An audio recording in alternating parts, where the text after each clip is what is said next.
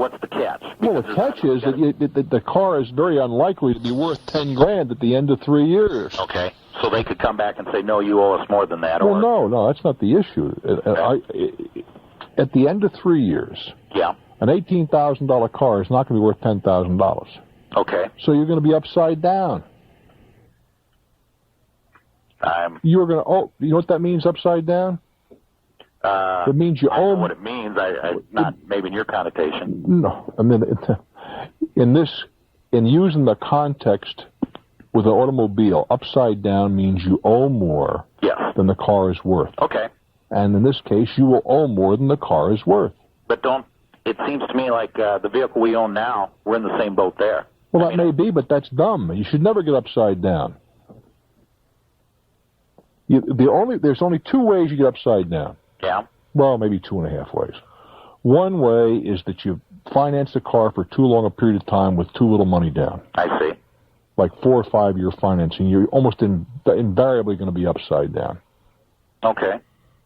The second is when you get into a highball deal, where you got a 1982 Chevrolet, and they allow you $20,000 down. Now, why do they do that? They add the 20 on the other end, but you're still let's be more realistic. You're going to buy say a $15,000 car, and you got a piece of crap that's worth maybe $300, right? Yeah. But they give you $3,000. Yeah. Then if you took $300 with this relationship to $15,000, is nothing, right? Okay. But if they gave you $3,300 and raised the price of the car to $18,000, now you got a sixth to put down, don't you? Yeah. It's all paper money, isn't it? Yeah. So you're immediately going to be upside down that deal, aren't you? Okay. And you'll be upside down. Now, what's the problem there? Well, one of them is, when we get back, I'll tell you what the other problem is. Fair enough? Okay. Stick around. I'm Bruce Williams. This is Talknet. Yeah, I'm chatting with a gentleman in Cedar Falls, Iowa. We're talking about automobiles and upside-down deals and the rest of that. And I think it's important that we explore this, okay? Okay. The other problem, then, let's assume that you're going to keep the car for the 4 or 5 years, and so it really doesn't matter if you're upside down. You're not going anywhere, right? Right. Wrong. Okay. 2 years from now. Yeah. You're minding your own business. You and your wife are out seeing a movie and having an ice cream soda afterwards, right? And on the way home, here comes a guy who is very nicely oiled and insured. And he comes right across the middle of the road and wipes your car out. Happily, you guys don't get a scratch because you got your seat and lap belt on and the whole business, right? Yeah. But your car is a total. Okay. He's not obliged to pay you what you owe on the car. He's obliged to pay what it's worth. What it's worth. I see. And the car could be worth $2,000, $3,000, $4,000 less than you owe. So now what happens? Finance company said, look, she's going to look you right in your baby blue eyes and say, guess what? Would you please write us a check for $4,000? Okay. And a lot of times people can't write that kind of check. Sure. Now you got a serious problem. And on top of all that, let's assume that you could beg, borrow, steal, see your mother-in-law and come up with whatever the number is, right? Okay. Then you got to find another way to buy another car, don't you? Yeah. Because you still got to have wheels. Yeah. Well, it's a bad situation. It really So you're saying even like with the vehicle I have, since I owe more than what the vehicle's worth, I'm in a bad situation there. Absolutely. You shouldn't be out buying another car right now. Okay. What you ought to be doing, how old a car do you have right now? We got a 90. And you're thinking about getting rid of that already? Well, we're not thinking anymore about having a child. We are going to have a child, and we're in need of doing something different. We live out in the country, and we've talked about maybe the need to having a 4-wheel drive, especially with the way the weather's been so far. Well, and I'm not crazy about having my wife and expecting and then having a child out there without maybe a little bit better means of transportation. Well, I really think that right now you ought to chance it. Okay. What do you think of that? And get this pickup truck paid for, and get a decent down payment on the next one, and finance it for 3 years only. 3 years only. 3 years. But the reasonable lifespan is about 3 years. Sure. The value diminishes very sharply after that. Now, I drive a 5-year-old car. Yeah. But I mean, I maintain it. I try to maintain it as perfectly as I'm able. I have no problem with that. I mean, it doesn't bother me. It's a luxury car, and it's a great car for me. Sure. But the point is that it was only financed for 3 years. Okay. It's paid for it for 3. If you can't afford to pay for it in 3 years, you're over your head. That's what it comes down to. Hey, good luck with a new youngster. Thank you. Congratulations. I'm Bruce Williams, and I'm so very pleased and proud you're part of this thing. This party line we call Talknet.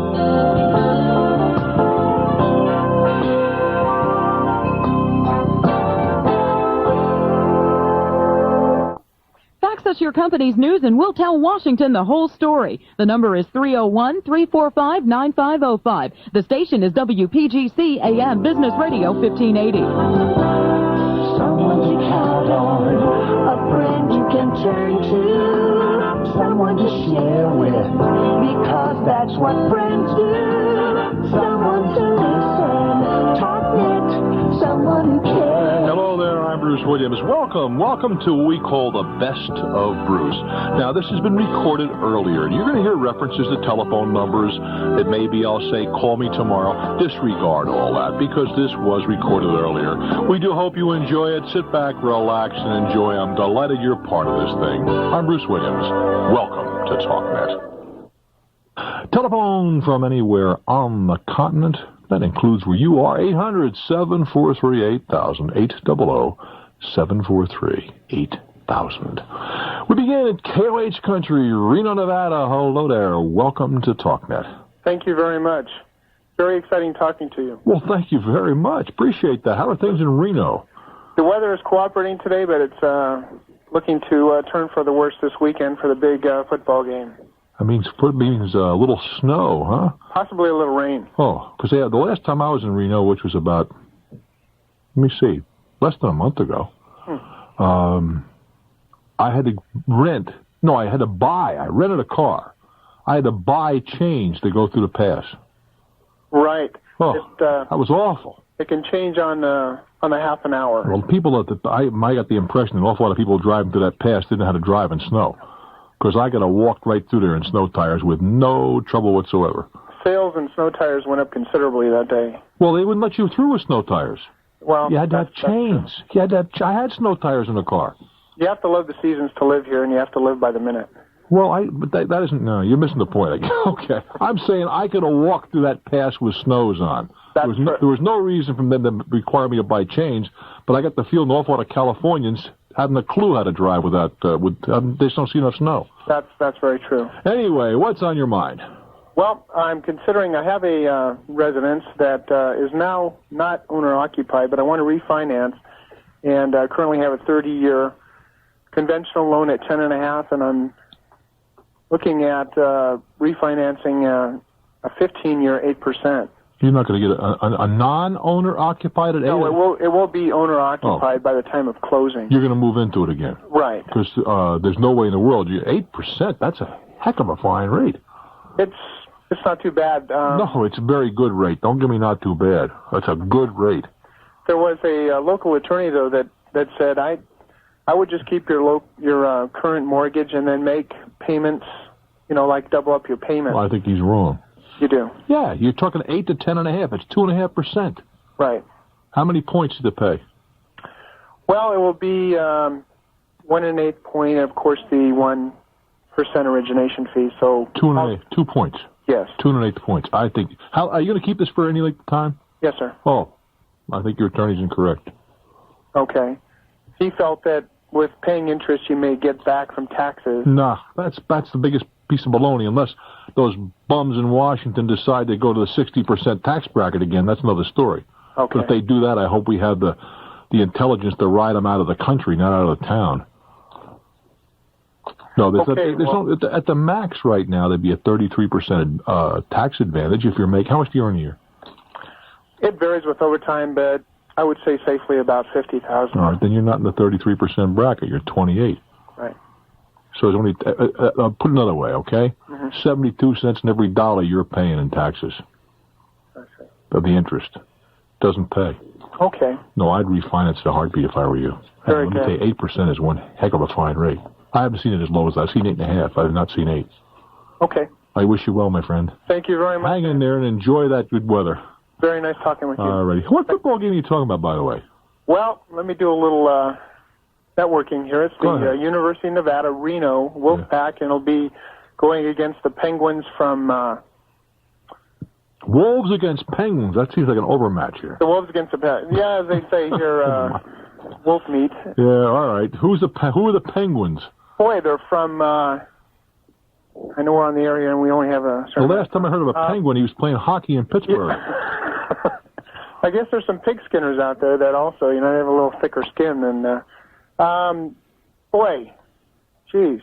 Where is the I'm drawing a blank. There's the teaser of the day. Where are the penguins? I don't know. I wish you well, my friend. Okay, sorry. Thank you. That's okay. Wolves and the how come we have all these animals? Well, you can't have the Redskins anymore, the Indians, because that's a pejorative. And of course, I want to if they stop saying the Braves and the Indians because it's bad for American Native Americans, then I insist that we stop calling it the Chicago White Sox. That's putting down senior citizens. I mean, what kind of nonsense is this? If you have to worry about the sensitivities, I mean, let's not forget the senior citizens with their White Sox. I'm Bruce Williams. Cut me a break. This is Talknet. Oh, my goodness. Stacy said you just offended everybody who's an American Indian, anybody who's over 60. I just think it's time we started laughing at ourselves a little bit. What difference does it make in the long scheme of things? Hey, maybe the penguins are insulted. They don't want people running around and the tigers and think of the bears. All these different animal types. Now how about people who are big, giants? I don't want people, Time we started laughing a little more at ourselves and each other. San Francisco, California. Hello there. Mr. Williams, great to talk to you. You got giants out there. You got to be very careful, right? True, but I'm a Royals fan, originally from Kansas City. Well, that offends all of us, that have royal blood in our veins. I know, I'm sorry. Somebody's going to be offended for everything. True. What's happening? Some friends of mine and I are taking a vacation this Christmas, and we're going to be renting a car. And I'm wondering, there are going to be multiple drivers in the car, and I'm going to be the primary renter. Right. If there's an accident, am I liable? You got to name each one of those people and pay an extra fee. Okay, that's what they told us. Well, that's true. So then, whoever's driving then is responsible, and I'm... Yes. Okay. Yes. Well, I say yes. I don't know if there's additional liability on your part because the rental's in your name. I suspect there probably is. Do you have insurance on your own car? I do. All right, that would cover you in addition to the insurance the rental car company provides. Okay. Do you have an umbrella policy? I don't know. What do you mean you don't know? I'm still a youngin' here. I'm only 21 and still through my father. Well, you would ask your parents if they have first of all, they're going to rent you a car at 21. Let's start with that. Yes, they do. They will, because a lot of places will not. Yeah, they will because I'm a AAA card holder. Tell me about this whole deal you're going on here. Some friends of mine and I going on a ski trip to Colorado. Going to rent a car from Kansas City. Right. Drive it on out. From Kansas City? Yes. How did you get from San Francisco to Kansas City? I go to school out here. I see. Okay. And drive it out, and it's an awful long drive just to make with one person. Yes, it is. And probably safer to have, shifts of driving. Right. I'd agree with that. And so we're going to rent a car, drive out, ski for about a week, and come back. Okay. Well, it's probably going to cost you $5 a day extra for each driver. Okay. Thereabouts. It will vary from company to company. Some companies even charge extra for wives, some do not. Rarely do they charge. Interestingly, though, if you rent it in the company name and everybody's an employee of the company, then anybody can drive it, as long as they without extra charge. Unfortunately, we're not a company. Well, I understand that. As long as they cough up a driver's license, but pay the extra fee. Okay. I remember very vividly a caller some time ago. His daughter had rented a car and she just let her girlfriend drive it, and the girlfriend had an accident and she was on a hook. Okay, that's what I do not want. That. No, absolutely not. How'd you draw the short straw? How come it's in your name, by the way? We've done this now for every year we've been at college, and I'm the one who sort of organizes it and puts it all together. Okay, well that's as good an answer as any, I guess. I would check with my parents, see if they have an umbrella policy. If they don't, they ought to have one before you leave. Okay. Take good care, kid. Have a good time. Thank you very much. And don't break a leg. I will not. I'm Bruce Williams. Hang in, my friends. I'm so pleased you're here. This is Talknet. Talknet, 1-800-743-8000. WPGC AM. Louisville, Kentucky, home of the Louisville Slugger, Thwack. What's on your mind? Hey, Louisville, are you there? That line sounds so dead. It doesn't even sound like anybody hung up on that. Would you like to tell me? All right, Chicago, your turn. Chicago, are you there? Yes. Let's talk. Let's talk. Okay. Got a big decision to make in my life. Uh-huh. Company has told me to either relocate a couple hundred miles or find another job. All right. Where do they want to relocate you to? Cincinnati. Mm-hmm. A little bit east of you, huh? Yeah. Well, Cincinnati's a fun town. Well, yeah, there's no problem with the area. I guess the concern I have is 2 kids in high school. Why is that a concern? Is there a good high school in Cincinnati that they go to? What years in high school are they in? Let's see, 11th grade and 10th grade. So what's the big deal? Well, it just seems like the 11th grader would end up going for 1 year to the new school. And so what? I don't mean that in any way critically. So what? So what? Happens to kids whose parents are in the military. Happens all the time. Or in the hotel business. Happens all the time. Well, yeah. I don't have any problem with that. Whatever. Is that right? No, sir. Matter of fact, how long have they been in the school they are now in the area? Most of their life or whatever? All of their life. No, I think that's even better reason to move. I see. I really do. Okay. I mean, I'm assuming that you can find a good school for them to go to, one that you're comfortable with. But the idea just to be, oh my goodness, they have to finish their last year in school with their friends, baloney. They make new friends. The only possible excuse I could see for the kid who's in 12th grade is if he's a scholarship athlete, his scholarship athlete potential. He's a star quarterback this year, and he may get a full boat going to college. But if you move into a new school, he's got another guy to ace out and so on. That might be a legitimate reason to hang in there till he finishes the season. I see. But aside from that, that has a dollar reason. But he's a class officer. Well, so what? Hoping to get reelected again next year. So what? What does that mean? What does that mean? What does it mean, the law? I'm serious. He's been a class officer, so what? Does that mean that's not a big enough credential to keep him there? Nobody's going to pay him to be a class officer, are they? Well, no, but it's something to look back with pride upon. Well, but he's already been one. He can look back with pride. What I'm trying to get to, the only reason I threw that one little exception in, is you've got a kid who's a star football or basketball player, whatever it happens to be, and they're going to get a full boat that might be worth $75,000 or $80,000 going to school. That might be a real good reason to keep them there, even if they didn't keep you there, you see. I see. But I don't see any, just as far as transferring, so what? Let them grow. New experiences. The kids will complain, I know that. But I guess I put myself in their shoes, and I'm not sure I would like it either. Well, that may be, but I guess maybe you're a better parent than I was, all right? That would not have been a consideration for my kids. Hey, guys, I'm going, so are you. Pack your bags. This is not a democracy. Or if it is a democracy, you all get one vote, I get 10. Well, the flip side is, what is continued long-time career worth of the company these days? Oh, I don't think it's even arguable. Are you kidding me? How old are you? 45. Yeah, go look for a job at 45, and you'll find out how much that long-time relationship is worth. What do you do? I'm an engineer. I don't think you even have a choice. The only choice is you want to let one of the kids stay in Chicago by himself, with a friend or a relative. And frankly, that would not be even a consideration if Williams was making a decision. So you think jobs are that tough to get? And I think jobs are hard to get. You like what you're doing, you like the company and so forth? Well, they're having their problems. Well, everybody is. On balance, are you comfortable where you are? Relatively. All right. I think this business of the kids is a canard. And if it's not, I think you're a very foolish man, and you don't sound foolish to me. Well, I try not to be. Well, it's not a consideration where I'm sitting. Not a consideration. He's class officer. So what? Let him up for class officer someplace else or in college.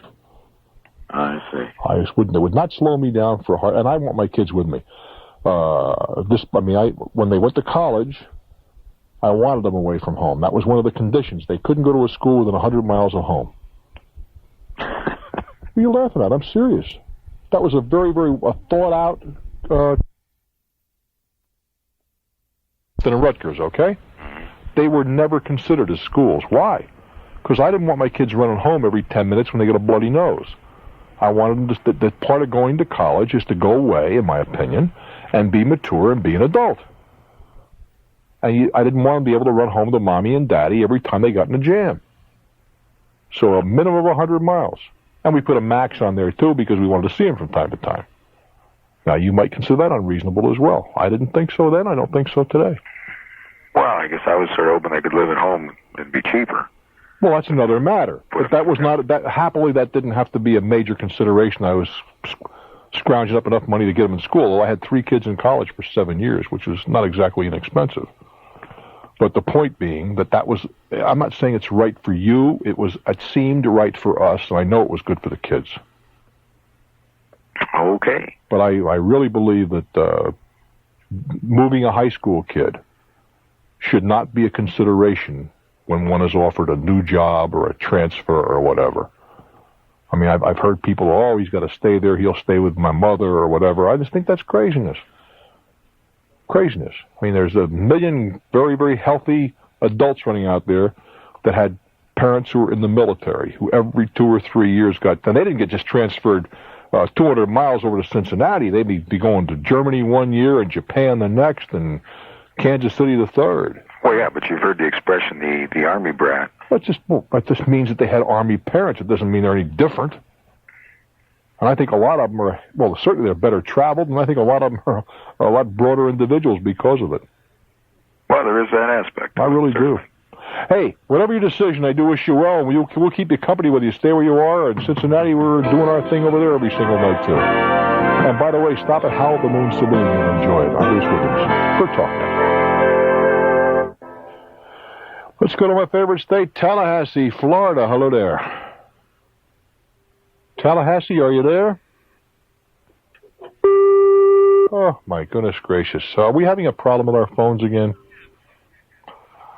All righty, let's go back up north to Grand Rapids, Michigan. Hello there. Hi, Bruce. Hello. Are you there? Yeah, I'm right. It just sounded funny for a sec. I'm getting a divorce, and I'm currently in the house, which is almost paid for, and I need to find out how I can figure if it's more advantageous for me to stay here or... Well, let's start at the beginning. Is the house yours, period, or does he get a piece of the action, or what? He will get half. When it's sold? Yes. But you can stay there as long as you maintain it. Is that the story, or till somebody turns 18 or something Well, like yeah, that? till my youngest is 18. And how old is the youngest now? 15. Well, it's only 3 years then.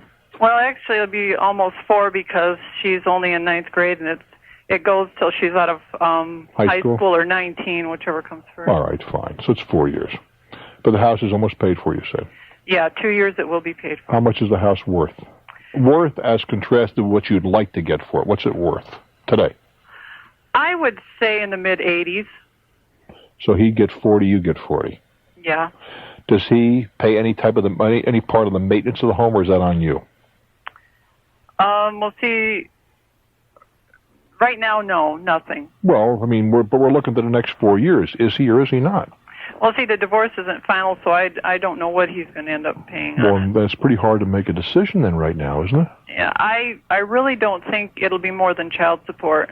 There's been... Well, let's assume that that's the case. How much is the mortgage on a house? Payment?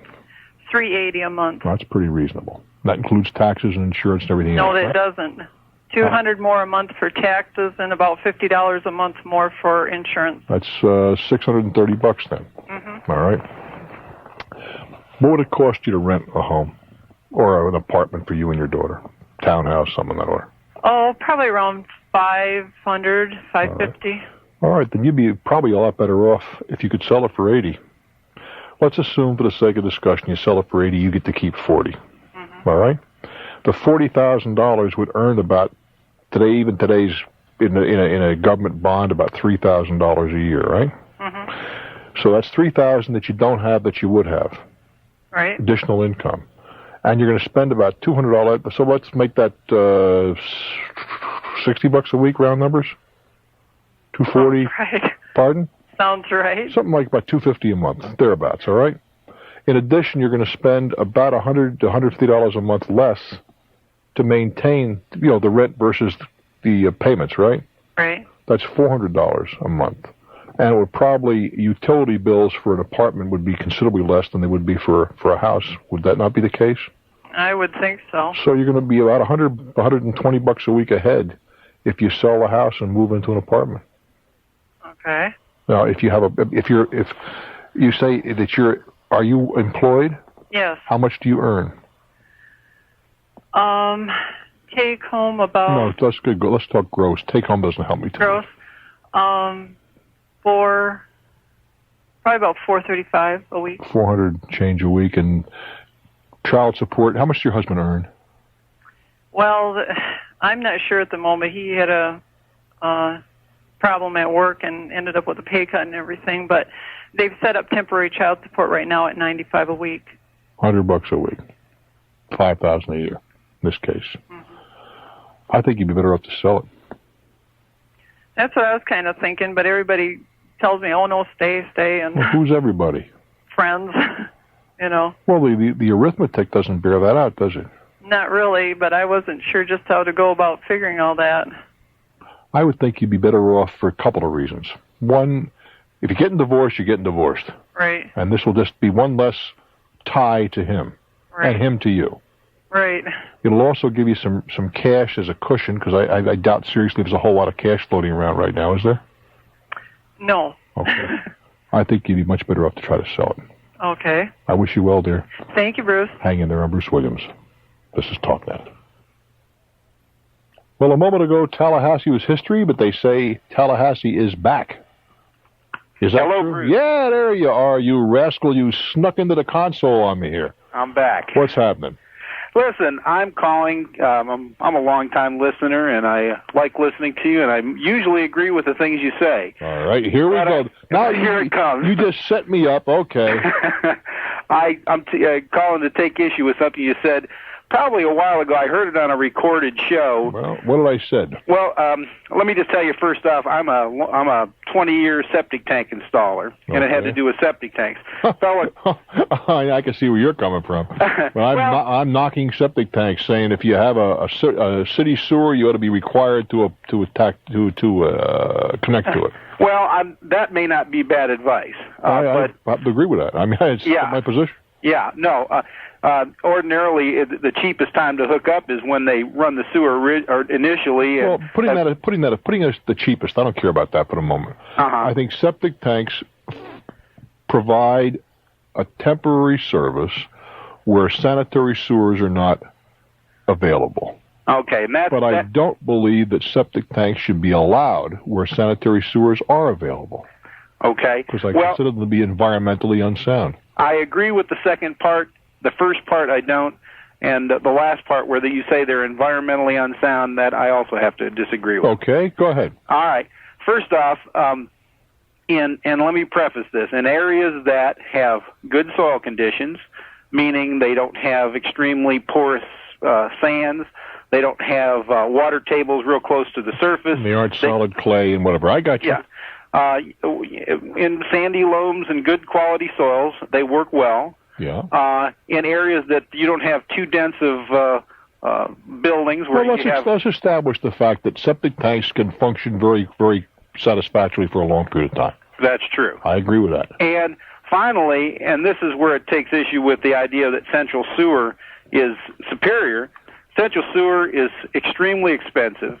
The main method of treatment is chlorinization. Mm-hmm. So, I mean, you just dump tons and tons of chlorine into the sewage system and then dump out chlorinated sewage. Well, see, if that's what's being done, that's just equally environmentally unsound. And that's what the problem is with it. And finally, it's extremely expensive. Hold it. Let's stop right there. It should be treated to a tertiary condition. That's right. And that's expensive, but then society is an expensive thing to belong to. That's right. Well, you know, it also is real disruptive to the environment to dig up for putting in central sewers. Yeah, but that's a one-shotter for the next 100 years. Yeah, well, I don't think that's a consideration. Yeah, and let me tell you, my family was sewer and water construction in Cleveland, Ohio for 20 years, for 50 years, mm-hmm. and I've put in a lot of central sewers, so I know that there's a value in it. And in big city circumstances, that's the only thing you can do. Or in suburban. But in suburban, which a lot of the country is right now, and that's where the growth and construction is right now, septic tanks have their place. Finally... Yeah, well, hold it. They have their place only when city sewers are not available, and I think they should be made available when at all possible. Well, the problem because it can be controlled. The city sewers can be, if they're properly administered, controlled, and they can use a tertiary treatment system Now, look, you're not going to get an argument from me if you tell me that government is irresponsible. On the one hand, they'll treat the stuff, make the sludge, and dump the sludge into the ocean. Right. Why not cut the middleman out? Just dump the stuff in the ocean to begin with. I mean, it doesn't make any sense. But even that sludge can be used. It can be recycled. Well, that's true, and in septic tank systems, the sludge is available for that too. Yeah. One of the things that septic tank systems do is recycle the water on site. Particularly if you've got a well, you pump up the water, use it in your house, put it in your septic tank, run it out in your drain field, goes back into the aquifer eventually. Hopefully that it's hopefully gone through enough of soil and hasn't picked up a vein where it's been purified, hopefully. Right, and that's where proper treatment, proper installation and proper system design comes into play. I'm not going to tell you that there aren't places for septic tanks, but given my choice, I still would rather have septic. And I lived in homes for 30 years with septic tanks, so I'm not totally unfamiliar with them. Well, one of the things in our location that a lot of areas must be coming up against is the expense of central sewer is getting to the point where oftentimes that's not even an option for cities or counties or areas, in the present economy, that they pretty much have to, if there's going to be development, have to have septic tanks. And that's what we're finding, in this part of the world. But there's places, near lakes, out by the coast, up in the mountains that really have no business with septic tanks. They just don't work properly. I don't disagree with that. But that's the only thing I've ever disagreed with you in 4 or 5 years of listening with. I think that's a pretty fair track record. I do wish you well, my friend. All right. Take good care. I'm Bruce Williams. Stick around for more. Agree or disagree. You're free to do both. This is Talknet. Talknet. 1-800-743-8000. Let's go now to Boston, Massachusetts, WHDH country. Hello there. Hi, Bruce. How you doing? Good. I'm calling because I have something that it came on my phone bill that I haven't heard you talk about before, and the one thing I have heard you talk about that I did is I immediately challenged it on the bill. You've been calling those 900 numbers to hear the heavy breathing, huh? No. No, you don't do that, huh? No, I'm pinching pennies, so I'm not really in that. But what Be careful the word pinching in that context, but go ahead. Okay. Never mind. It's okay. Go ahead. What I encountered is I went to what I thought was a regular telephone part of the regular system here. What do you mean by that? A regular? The New England telephone. Yeah. Well, I'm not sure what you mean when you say you went to a regular. Well, I went up to a phone and I made a phone call, a long-distance call, and I was charging it. I used my the company credit or the New England card that calling card or something. The calling card they had given me. Yeah. And I called. I made the call, and I punched in all the numbers and everything, and an operator came on the line. Yeah. And I said, I'm trying to make this call on this credit card, and the operator said, okay, fine, just, verify the number, and boom, and it went through. Mm-hmm. And actually, I made a couple of these calls, and then on my October bill, I got a phone bill. I got my regular phone bill, but there were 2 additional pages for 2 phone companies not connected. These are apparently private companies. It's also a private telephone you use. Well, that's what I discovered afterwards, apparently, because the markings on the phone and everything on the top look just like that. Yep. And I was very specific about saying this is my New England telephone. It's without regard to that, it's a privately owned telephone, and there's a surcharge for using it. Well, that's what I learned the hard way, but some of these charges didn't show up for like 2 months. Mm-hmm. And when I went back to the New England telephone, they said, hey, there is, just what you said, there's a surcharge. Yep. And I said, well, how was I to know that this was another company? You don't. And that's why I'm mentioning it. I did go back, and I was able to get a reduction on the bills of about 40%. Mm-hmm. But how much was the surcharge? Well, the surcharge, they said it's $1.75 to begin with, just to connect through those private companies. Apparently, I guess they must connect back into some other network or something. I don't know how they operate. I know one of the things that really grabs me is you're in a shopping center, like a big shopping mall. Mm-hmm. There ain't no place to go. And you have to pay a quarter to call information, directory assistance. Ordinarily, from a coin phone, you don't have to pay for directory assistance. That's right. But and you from gotta these particular phones, it was only the regular, I think, 15-cent charge. So for directory assistance. well, I wasn't dealing. No, what I'm getting at is that ordinarily, when you call local directory assistance from a coin phone, there is no charge. That's correct. But on some of these private deals, you got to pay a quarter to call directory assistance. Yeah. There's nothing you can do about it. Well, at this point, I realize there's nothing I can do other than be more conscious of it. And when I went back to New England Telephone, I said, geez, I've got the card and everything, and they gave me an 800 number that I call when I encounter that type of situation, so I don't have to go through that other operator and all that, which is the first time that I was aware that type of situation existed. It's much more complicated since Judge Green made his ruling, my friend. Well, I just hope other listeners maybe can avoid the. Well, you see, but there is a difference here. Let's say that let's try the other side of the street on this thing, okay? If you're a merchant, for the sake of discussion, right? Yes. And you want to put a coin phone in.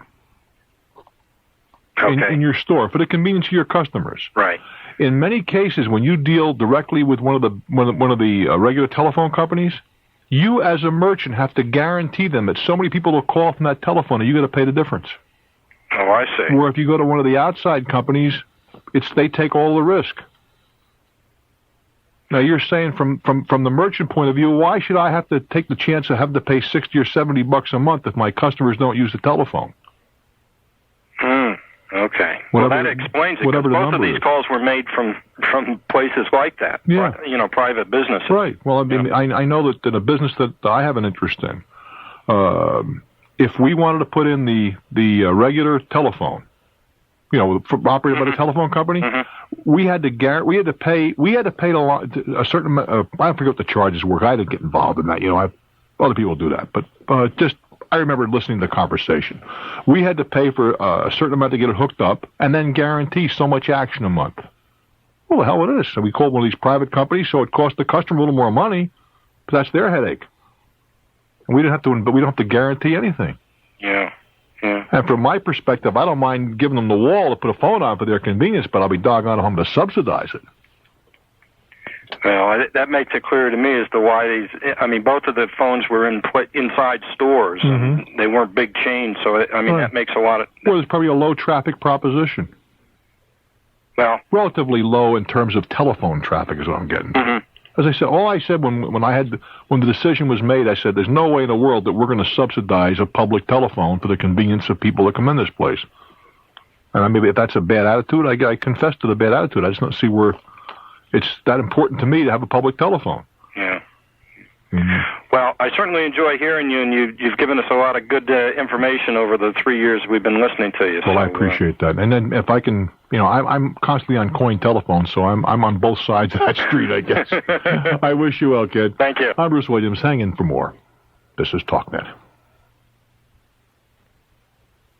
Quincy, Illinois. Hello there. Hi, Bruce. Hi, baby. What a sexy voice. What's on your mind? I'm a landlord. One of those rich landlords. Oh, yes. Have a tenant that was on a 6-month lease. They were into their second lease. You have to speak up just a tad, okay? Okay. The tenant was on their second month of their lease. They had an emergency and had to leave the state. Do I owe them any money?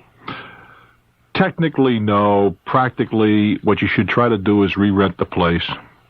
And if you're able to re-rent it, whatever actual losses you sustain, you can hold them for. Okay. Technically, you have to try to mitigate your loss by advertising the place and trying to rent it to somebody else. Right. Well, I've been doing that. And in the event, have you been successful so far? But I haven't rented it yet. It's into its second week. So. Well, a week or are you holding some security of theirs? Yes. How much? $200. What is that relative to a month's rent? $275. How'd you come to that number, 200? Usually it's a month's rent or a month and a half. I know. I was trying to give them a break. Well, as a practical matter, it's $50 a week is about what it rents for, right? Right. Something on that, or 60. Well, how much is the rent for a month? $275. All right, that's about $75. Right. $70, $65 a week, whatever it is. So you're 130 down. Right. By the time you get done with your advertising, you can keep the 200, I think, with a clean conscience. But you're not going to get any more out of it, so I wouldn't worry about it. Okay. I do wish you well, honey. Thanks.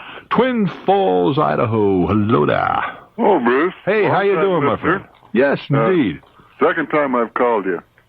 This time I'm planning on going over to Germany in March. Mm-hmm. And I was just wondering if you thought it was a good idea to take the German mark traveler's check or take American currency. I take American currency for a couple of reasons. One, you'll get when you're dealing with the banks is where you're going to cash them. You'll get the legitimate rate of exchange. And secondly, unless you are a lot quicker than I had to constantly do the translation of whatever currency we're dealing with. I got to the point, except on one or two occasions, where I was doing like 4 or 5 countries at a smash, a little calculator. Because it's so easy to make mistakes. You don't even know one country? Yes, I'm only going to Germany. So you use it, was it Deutschmark, right? Yes. My inclination would be to still keep my money in U.S. funds. Oh, okay. Now, if you have an opportunity to pick up some, you're going to fly into an airport, and you're going to need cab fare and tip money and that kind of thing. So you can pick up a little bit of money at the airport, but you're going to pay a premium there for exchanging it there. Well, I thought what I'd do is take a little bit of Deutschmark cash with me. Where are you getting that from? At the bank here down in Utah. Okay. I mean, you can do that, but I mean, why bother? Just so that I wouldn't have to change it when I got to train station, bus station, whatever. Well, you're getting to the airport. You're flying in, right? Right. Well, it takes you 5 minutes to stop at one of the money counters and grab a little dough. That's a whole lot easier than going down to Well, I'll be flying out of Utah. Oh, if you're talking about the airport at Salt Lake, you make the change. I'll make it at the bank. Where? In Salt Lake. You have to go. Are you deliberately going downtown for that purpose, or are you going to be downtown anyway? I will have to go through downtown to get to the airport. So maybe I it's missed not something. out of my way. Are you taking a bus from Twin Falls or something? How are you getting from Twin Falls to Salt Lake? Okay, I drive down there. My folks live in Salt Lake, so I drive down there. All right. Okay, it's no big deal either way. I don't think it matters either way enough to be worthy of this discussion. I see. I mean, for me, you do think that the American currency would be best? You're going to take traveler's checks. I would take the traveler's checks in U.S. funds. It's much easier for you to keep track of in your head, unless you're a lot quicker than I. And the other side of that is that if you took it in German travelers in German currency, you have to get rid of them all when you come back. Right. Where they're American. I'd be losing both ways. Well, you can keep them, or you can use them here as you want to spend them. You couldn't go down to your local grocery store and buy your groceries with the other traveler's checks very nicely. That's true. So I think for a lot of reasons, I'd keep it in American currency, American funds. Hello there. Hi, Bruce. What's happening? Okay, I bought this house in April of '91 for me and my son. I'm a widow. Okay. And ever since I moved in, I've been having so many problems with this one neighbor. What kind of problems? Serious problems. Well, yeah, but what kind of problems? They use my grill when I'm at work. I work like 11 hours a day. They use your grill? They come up on my porch, and how I find that, I had hot coals in my grill when I wasn't home for 2 days. It's a gas grill? No, regular charcoal grill. Well, why in the world would they come and use your grill? I don't know. They just felt free to use it.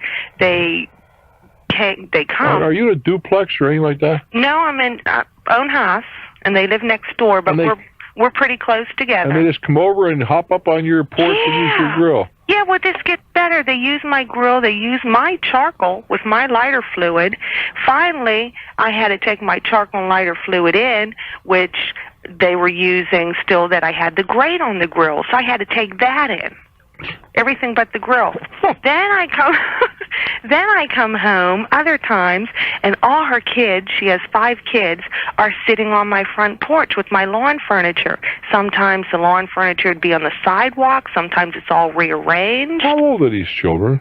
They range from 5 to 13. And have you talked to Mama Bear about this? Yeah, she doesn't care. What does she say? I told her I don't want the kids on my porch. I told her I don't want... What does she say? She's like, oh, yeah, all right. And then they do it again. It's going on. They use my garbage can. They come up on my porch and they'll even bag it. All summer I fought with maggots. And I told her about it, and I still find like ice cream and just things like, anything, lunch meat wrappers. Okay, I got the picture. Yeah, it's horrible. I don't know what to do about it. And you're telling me, does she have a husband? Supposedly he's her husband, but I found out. Well, whatever. There's a male figure in the house. Yeah. Have you talked to him? Yeah, and the last straw was I've had wooden fencing put up in the summertime in August. Here, I have a dog and they have a dog. The dog's coming over, and our dogs hate each other. He's jumping on the wooden fencing, and it's not real expensive, Mm-hmm. And he's putting these big scratches in it. He's biting it because they, fight with each other, and it's a wooden fencing. But he's ruining the fencing, and I've asked them 4 times to, please shorten the dog's leash. Mm-hmm. They had told me, with very obscene language, that they refused to shorten his leash. Mm-hmm. Now, you own this house, is that correct? Yeah, they rent. Oh, lovely. Were they there before you were? They've been there for 2.5 years. Longer than me, Mm-hmm. yeah. Well, tenants are hard to find, and I don't think the landlord's going to do much about it. Now, when a dog comes up to the fence, his dog, their dog, there's nothing to stop you from getting a garden hose out and giving them a good shot right in the face. You're just washing your fence over. No, I'm serious. And then, dogs are not stupid. They'll learn pretty quick when they do something that provokes something they're not real enthusiastic over. They're going to stop doing it. And there's nothing to prevent you from doing that. But this tolerating them coming across and cooking on your back porch, you see, the answer was not to remove the charcoal. The answer says, stay the blank off my porch, period. And when the kids are on your porch, kick them off. Go home. Beat it. I don't ever want to see you here again. You just got to I got a feeling that you're nowhere near as firm as you should be. Well, I'm not. Well, then you have to start being a lot more firm. I know. People have told me you're just too nice, and that's why. No, they're walking on you, and they're going to continue to as long as you allow that to happen. You know what they do, though, Bruce? They have the kids retaliate against me. In what way? The more I tell them, the more, they have the kids throwing dog food up against the house. Well, that kind of stuff can't be tolerated. Right. If you get to that, then you may have to go out to. You see, the magistrate's court won't help you. But the thing is, if you sign a complaint, the court has to listen. But hopefully, it doesn't come to that. But you just got to sit down with the kids and say, you're not allowed here. You're out of my porch. Period. The dog is up against the fence raising hell. There's nothing to prevent you from washing that fence down with a garden hose. I'm not suggesting anything caustic or whatever, but a good shot of water in the face will discourage most dogs over a period of time. In this Colorado, hello there. Welcome to Talknet.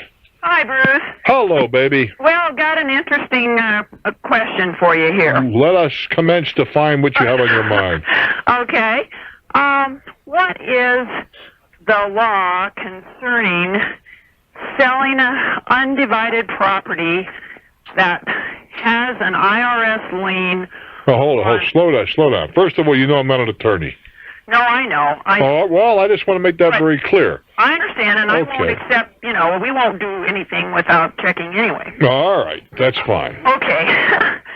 But to your understanding, what would be the situation if a person wanted to sell some undivided property and a fourth interest of it has a considerable IRS lien on it? That gets to be very, very tacky. Let's talk about some numbers and relationships here, okay? Okay. This is why can I make a guess? Okay. I'm guessing that this was property left to you. Right. Yeah, because people have a habit of leaving undivided property to their kids. Wonderful. Yeah, not recognizing you can really screw up the kid's life. That's right. All right, so how much is this property worth? Well, this is the thing right now, around $425, $450. All right, let's make it $450 for a nice even number to play with. Okay. And there are 4 people involved, which would give each person $112,500 worth of interest here. Mm-hmm. How much is the IRS lien? $200,000. Oh, boy. Well exceeding any equity this person may have. Oh, well exceeding. Have you had... what is their position in this matter? What do they say? Well, they would like to have us sell 3/4 of it and retain the other part without partitioning it off, which I don't see how you can. How can you possibly do that? Who's going to buy it? Yeah, you can't. Nobody's going to want to buy it. Exactly. Now, this guy or gal, what's this, your brother or sister? Brother. He wants to retain his interest. Right. And allow you guys, that's impossible. Nobody in their right mind would buy into a deal like that. Well, that's what we... But you guys want to just sell the place off and say the IRS grabs his quarter, right? So all they are entitled to would be his... Well, wait a minute. Don't put words in my mouth. Oh, okay.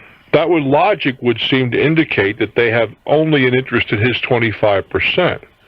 But that may not be the case. That's why you ought to have somebody who is skillful with internal revenue regulations and the law. Like a tax attorney. Well, a tax attorney, or at the very least an enrolled agent who can negotiate with the IRS, and he will be holding hands with an attorney, or it could be you can find an enrolled agent who is also an attorney.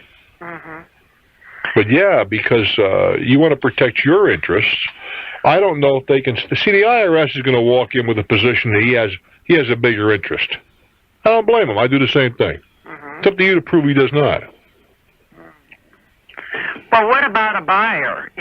We understand that is a buyer going to just throw up their hands and say, or do they care? They say... Well, of course the buyer cares to this extent, that if this thing gets into substantial litigation and negotiation with the IRS and they want the property, they're going to say, to heck with this, I'll move on. What, is this acreage or one building? Or it's acreage, just vacant land. Does anybody have any interest in purchasing it right now? Are there any... Yes. There are prospective buyers on the horizon. Yes, that's why we're... Well, if I were in your position, I would try to get the matter settled now before I started negotiating with a specific buyer. And that's going to take some clear negotiation with your brother. Now, he may or may not have a heck of a lot to say when you come right down to it. But it would be a lot easier if he would just go along, go with the flow. But he's trying to protect his interest, isn't he? But how can he do that if he owes $200,000? Is it legitimate $200,000 he owes? Yeah, it is. Does he acknowledge that? Yeah. He does. And you know, it's almost an unrealistic thinking to think that he's going to lose it no matter what. All right, fine. Is he willing to acknowledge that? I don't know. We're having a meeting tomorrow night, and that's why I wanted to talk. Well, I'd say to him, look, brother, we all love you, but you're up to your eyeballs in hock here. Yeah. Now, we want to get out from under. I assume this is the case, we'd like to convert this to cash. Right. Now, in order to do that, we've got to have your cooperation. Yeah. Now, either way, you're out. You've got no money. And this at least will take part of the ongoing debt with the IRS, because they're still getting interest on all this money. So he's getting in deeper every click of the clock, right? You can say that again. Well, this way, if he could get 100 out of it, would reduce his debt by 50% and also reduce the amount of penalties, well, not penalties, but interest and perhaps penalties that are accruing here. Well, sure. Right? Now, what about, he's saying that there's a new law, that there is a law about bankruptcy, that if he files bankruptcy, even though it would probably take a long time to get squared away, that this would release liens and also his debt. No, that's not true. To my knowledge, you can, under certain conditions, after but I'm not sure what the time period is, discharge certain internal revenue obligations through bankruptcy, assuming there's no intent to defraud. How did he? What is the genesis of this debt? Was it through a business? No, I just assume not say. Well, because that has a bearing on... Well, no, it wasn't through business. Okay. No. Then the likelihood is that he'll have to wait I don't know what the number of years are, but you still can't protect an asset like this through that kind of a bankruptcy. You can't. No, ma'am, because he still has assets. When you have a bankruptcy, you got to list your assets. Yeah. You can protect... Well, he would have to list this, and then it would go into litigation between the IRS and... No, the fact is, if it was his homestead, it could be protected. But this is not his home. No, it's not. No, I think that your brother ought to say, in deference to his siblings, say, look, I'm willing to sign off on this. And then you're going to have somebody go in, and you guys have to pay for it because he's not going to come up with any dough to negotiate with the IRS. Then we're going to have to negotiate before we can even begin to think about... Yes, well, the problem with this scenario is you can't deliver a title. That's it. A clean title. And your brother, if he has any shred of decency, would recognize this. I wish you well, dear. But there's a lesson there, kids. This leaving undivided property to 3 or 4 children doesn't make any sense. You see, if this property had been left in the estate where the executor or executrix, personal administrator, call them what you will, was required to dispose of the property and then distribute the cash. The cash would be grabbed by the IRS, but the other 3 kids, as I understand it, would go away with their legacy undisturbed with a lot less hassle. I'm Bruce Williams. This is Talknet. Russellville, Arkansas. Hello there. Good evening, Bruce. Hi, I think we're back in business again. Well, I tell you, your phone's zapped me 3 times tonight. Yeah, they are zapping a lot of people, and we do apologize. We have about 3 minutes to share together. What's on your mind? That ought to be just about right. About 3 to 4 months ago, I joined the exercise craze by purchasing a mountain bike. And I've been on the road here trying to lose weight. It didn't take me long to realize that the area here in Arkansas, a lot of people who own dogs let them run loose. And the dogs bite at your heels when you're romping down the road. I must look like Alpo or something. I don't know. But to protect myself, I've begun to carry along some dog repellent. Yeah. And basically, there's a small spray can, deodorant-sized spray can that seems to do the job quite well. In a couple of instances, I believe I've made some owners mad. And I'm concerned, could I get in trouble for doing this? Look, every one of those owners has to be in violation of a local leash law. And these are rural areas. I don't care. Okay. I don't know any place in the country that you're allowed to let dogs roam at will off your property. Mm-hmm. Now, if you're on their property, I don't believe that you are. No. That's one thing. But people do not have a right. And I'm sitting here with Mickey the Mutt, laying here on the studio floor. So I'm on a plane with me tomorrow. I'm a dog lover. Don't misunderstand me. But people have absolutely no right to allow dogs to run at large and cause grief for others. Period. Okay. And I'm sorry that the dog has to take it in the face. But unfortunately, you can't go squirt their owners in the face. I've wanted to a few times. Yeah, I can understand that. But I mean, the people who are they're just grossly irresponsible. They can say, well, in our part of the world, we let dogs run and da-da-da-da-da. Then train them not to chase bicycles and cars. Because sure as hell, that dog is going to run out in the road, chase a bike, and get wiped out by a car. And then they'll blame the guy driving the car. It's certainly not your problem. And it's not the dog's fault either, really. Right. Because that's a lack of training. And there are just a lot of people who have no business owning dogs.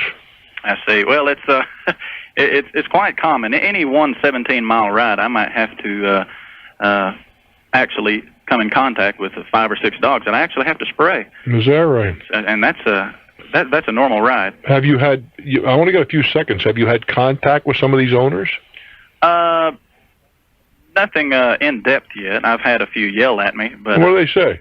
They say, leave my dog alone. What are you doing to my dog? And get your dog to blank off the street. That's what I'd say. I do wish you well. Good luck with the weight program, kid. My goodness gracious. Hey, a lot of nice people make this thing happen. Sheila is working her buns off tonight, back from vacation, along with Stu Bell in New York City and George Bennett here in Newport Richey, Florida. Yeah, nepotism strikes again. My brother Walter producing the program on this end. Hey guys, thanks very much for joining us. I'm Bruce. This is Talknet.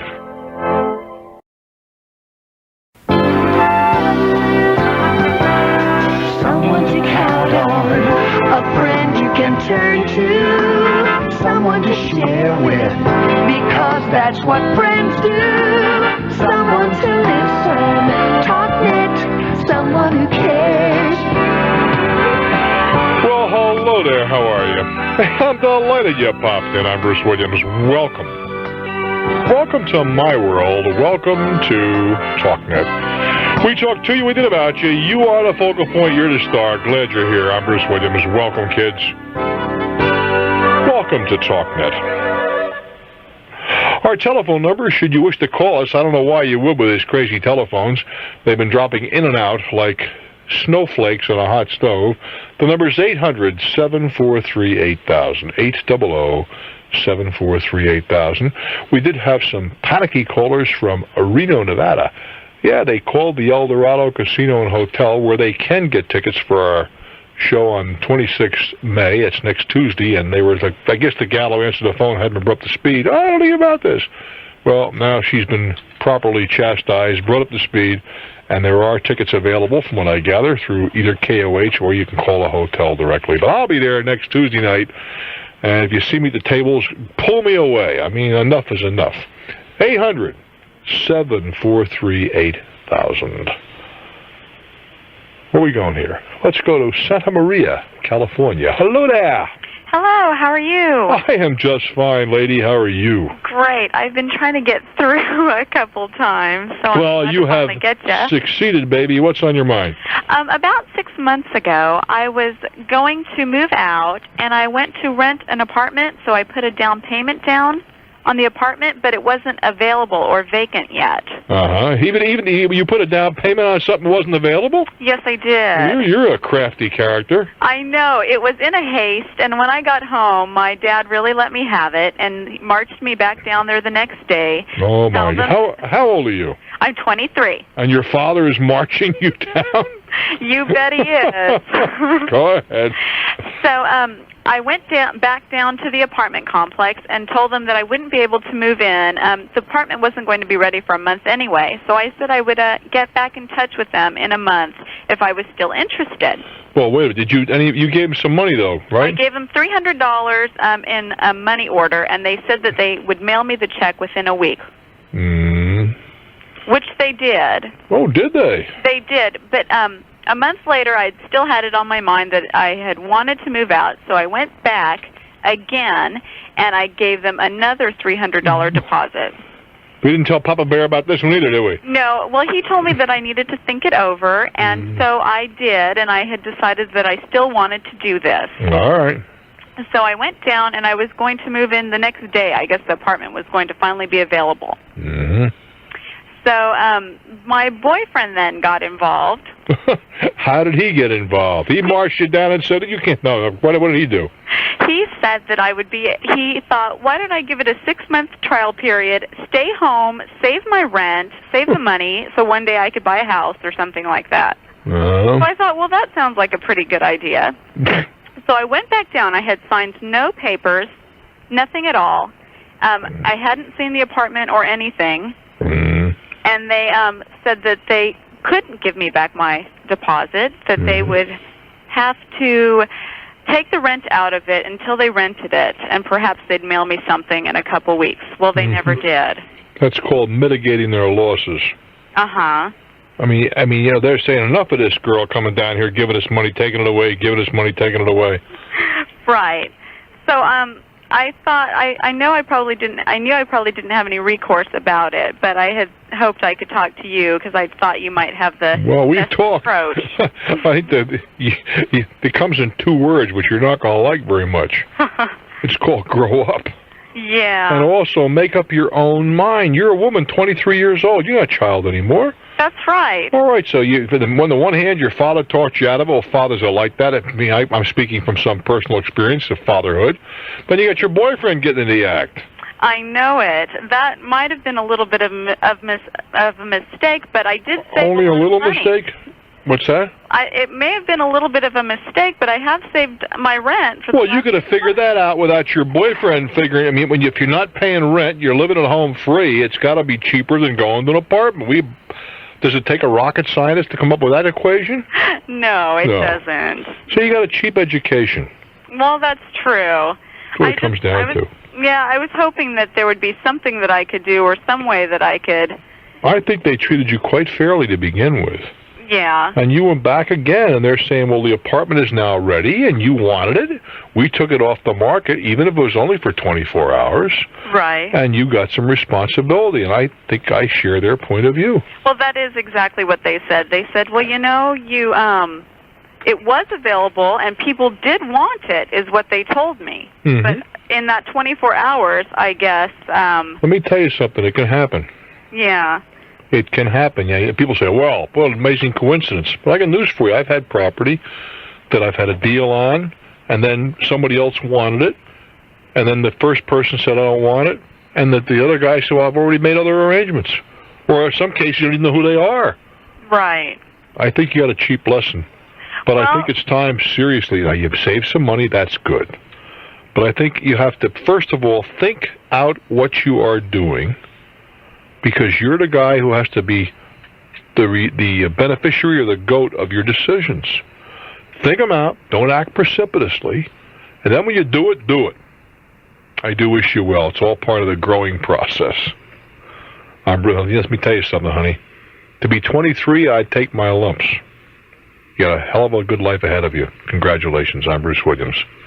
Imagine being 23. This is Talknet. Alrighty, we're going to Grand Rapids, Michigan, WOOD country. Hello there. Howdy, Bruce. Howdy, Bub. What's on your mind? I'm looking to buy a horse, and I'm wondering if it's possible to get a title search done on a horse. A title search? Yeah. I had the foggiest notion. Okay. I really don't. Now, you may be asking a very good question about, I don't know what they do about it. You know, the old plug that I would have wouldn't matter very much, but if you're talking about a thoroughbred or a high-class standard bred or a great polo pony or something, there may be some way that one could put a lien on that. Okay. Now, I'm sure you can put a lien on personal property, but I don't know if there's some place that lien is recorded. That's another matter. Okay. What prompts the question? Well, the situation we have is that a friend of a friend is in the middle of a partnership being dissolved. And he has a bunch of horses which the judge has ordered have to be disposed of in one way or another by the 30th of this month. No, back up now. A friend of a friend. Yeah. Or forget about who this person has a bunch of horses. Yeah. And hold it. Why did the judge order that these horses be converted to cash? That's what you're talking about. Yeah, as I understand it, there is a partnership involved, and it has to be liquidated somehow. In other words, the horses are owned by several parties. Right. And obviously, there's a disagreement among the parties, and they went before the court. Well, according to the friend of the friend, or the intermediate friend here, the person who's trying to liquidate the horses has been making his best effort to contact the people who would theoretically have an interest, and none of them will talk to him. And that's why a title search came to mind. I fail to understand what's going on here. I apologize. I think if I'm understanding it correctly, a partnership is being dissolved. Yeah. Somehow it got before the judge. Yes. The judge said unload the assets. Mm-hmm. And you're saying if you want to buy one of these horses? Well, if he unloads them forcibly and cannot find buyers, they will go to the glue factory at a price that is much less than these horses are worth. You're saying this may be a great fire sale. Well, not only that, but I hate to see a good animal go to the glue factory regardless. How many horses are involved here? Over 100.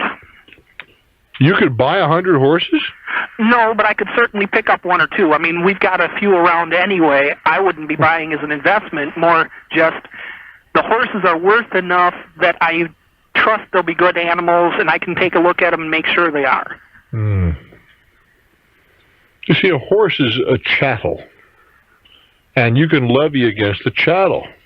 Okay. There could be a lien somewhere, but I would assume that the lien would be against the partnership naming the specific chattel a horse.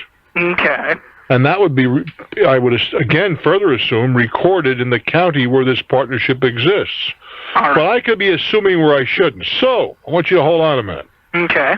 If there's an attorney out there eavesdropping on all this assumption, how about jumping in at 212-245-6040? 212-245-6040. And we'll take a little time out here. When we get back, maybe we can find an attorney who could comment on this. How do you search against a chattel, in this case a horse? Was I accurate in my assumption? Was I way off base? Did I just get picked off? Tell me. 212-245-6040. I'm Bruce Williams. This is Talknet. WPGC AM. Talknet. 1-800-743-8000.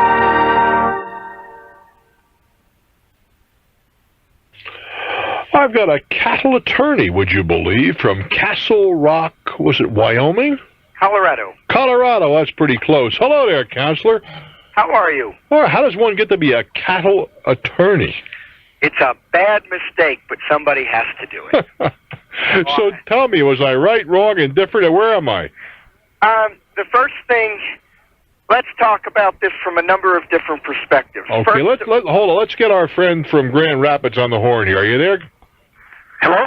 Okay, we got you to this. You can talk to my friend the lawyer, and I'm going to sit here and just listen. Go ahead. Okay. Concerning titles on horses, there are two basic avenues that you need to pursue to determine title. One of them is if it's a registered animal, you would go through a breed registry. All right, they are. Okay. Well, hold it. With whom are they registered? Probably the Arabian breed, whichever horse association it is that maintains Arabians. Okay. I don't remember where they are, but you would first establish title in the horse. The chain of title through its bloodlines would be kept at the registry for Arabian horses. Okay. And one can file a lien with them? No, liens are filed under the Uniform Commercial Code with the Secretary of State or with the county. Okay. But you can get a lien onto an animal that you don't own. So I could lien your animal if I had some reason to be taking care of it. Okay.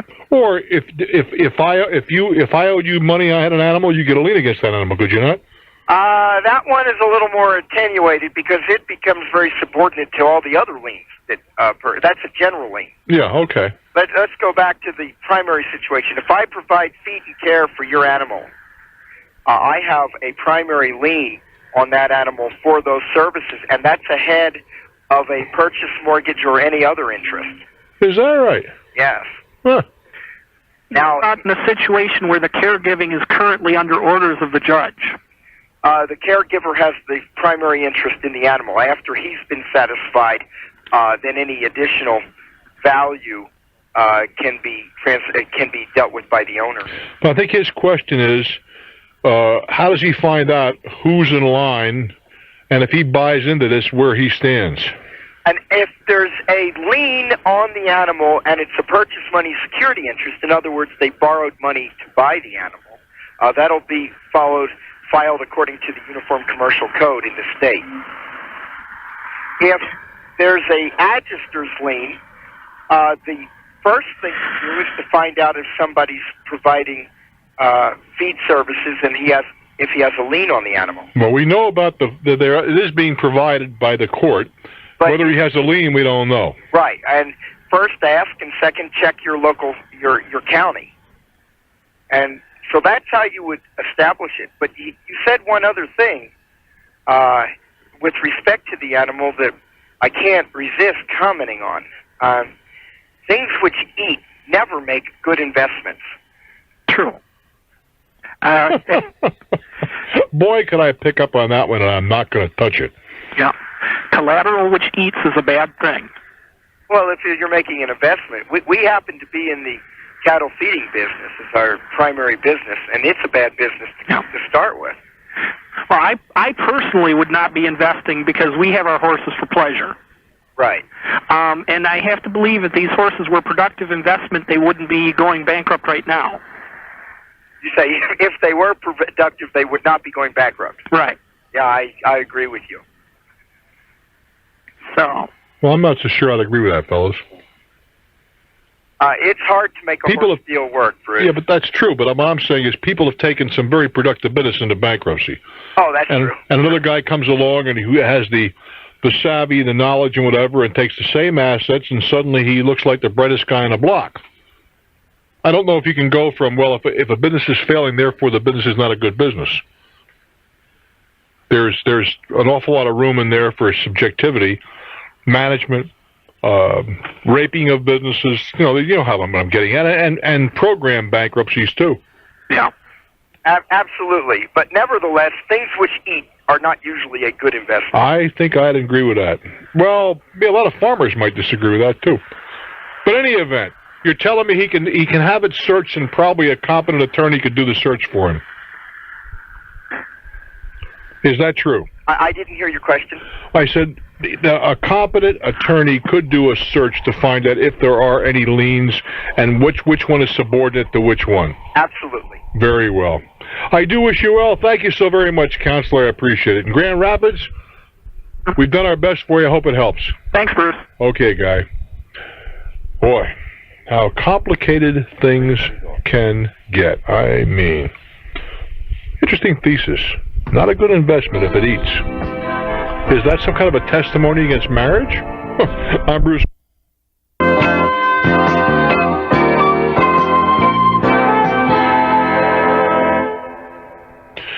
Let's go out to the Pacific Northwest, Seattle, Washington. Hello there.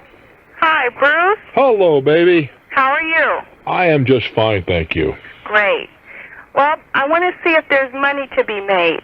Oh, you've captured my attention. Money to be made. Okay, I have about 7 questions I'd like to ask you. 7? Yeah. Well, let's see how far we can get with this. I won't promise you all 7, but go ahead. Okay. Well, it's a hair salon. What I want to do is, I'm not a hairdresser, but I want to take a building and rent it out, lease it out to different hairstylists. The whole building, or do you want to rent chairs? Rent chairs. Okay. And my question is, do I charge a flat fee, or do I charge a percentage? If you're going to rent chairs, you charge a flat fee. A flat fee. How in the world are you going to know what those ladies and gentlemen are doing?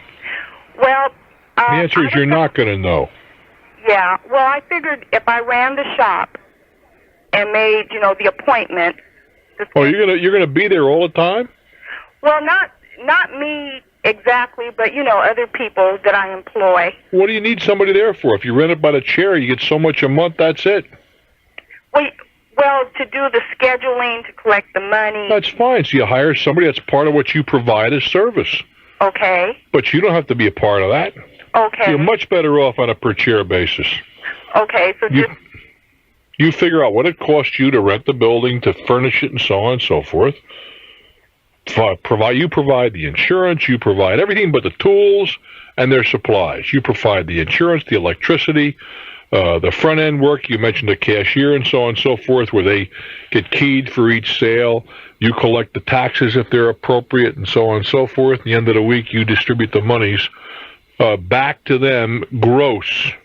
Uh-huh. And they pay you so much rent a week or a month or whatever. Okay, so the money that's collected, pay them at the end of the week. Well, you're not paying them. Be careful with the term. Okay. You are giving them what they have taken in. They, in turn, pay you, or you can deduct it from the amount that, if it's on a weekly basis. Uh-huh. But you certainly you can't do it in less than you're not going to do it every day. Right. I'd be a whole lot happier doing it once a month, having a settlement once a month, but I think you're going to find a lot of people wouldn't go for that. They work from paycheck to paycheck, and they couldn't finance themselves for a month. Uh-huh. Okay. And does it matter if I own the building or if I'm renting the building? Well, it doesn't really. I think the bigger problem, not a bigger problem, but you're going to have to get licensed.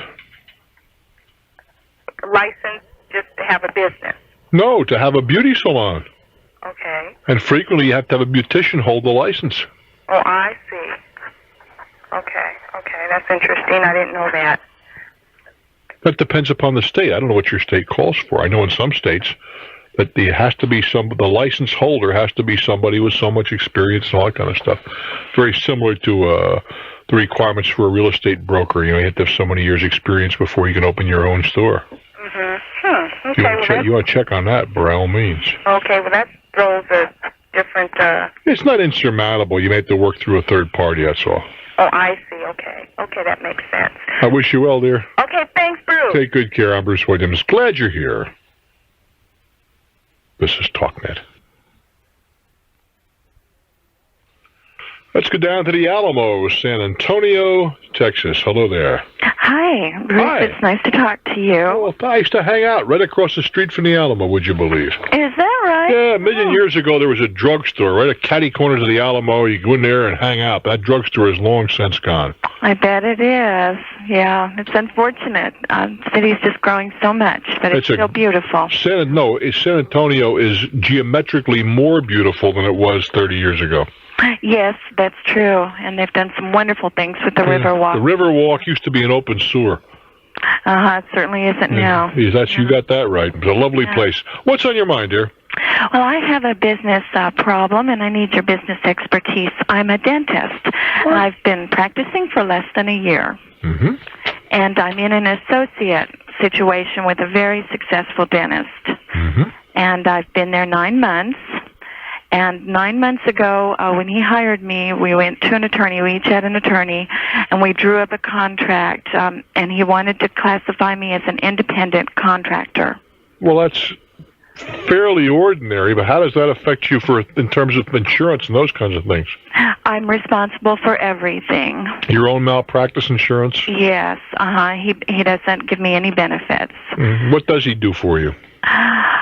Gives you patience, I guess. Gives me good patience and a good commission. Mm-hmm. Mm-hmm. And he does pay my dental assistant's salary. Mm-hmm.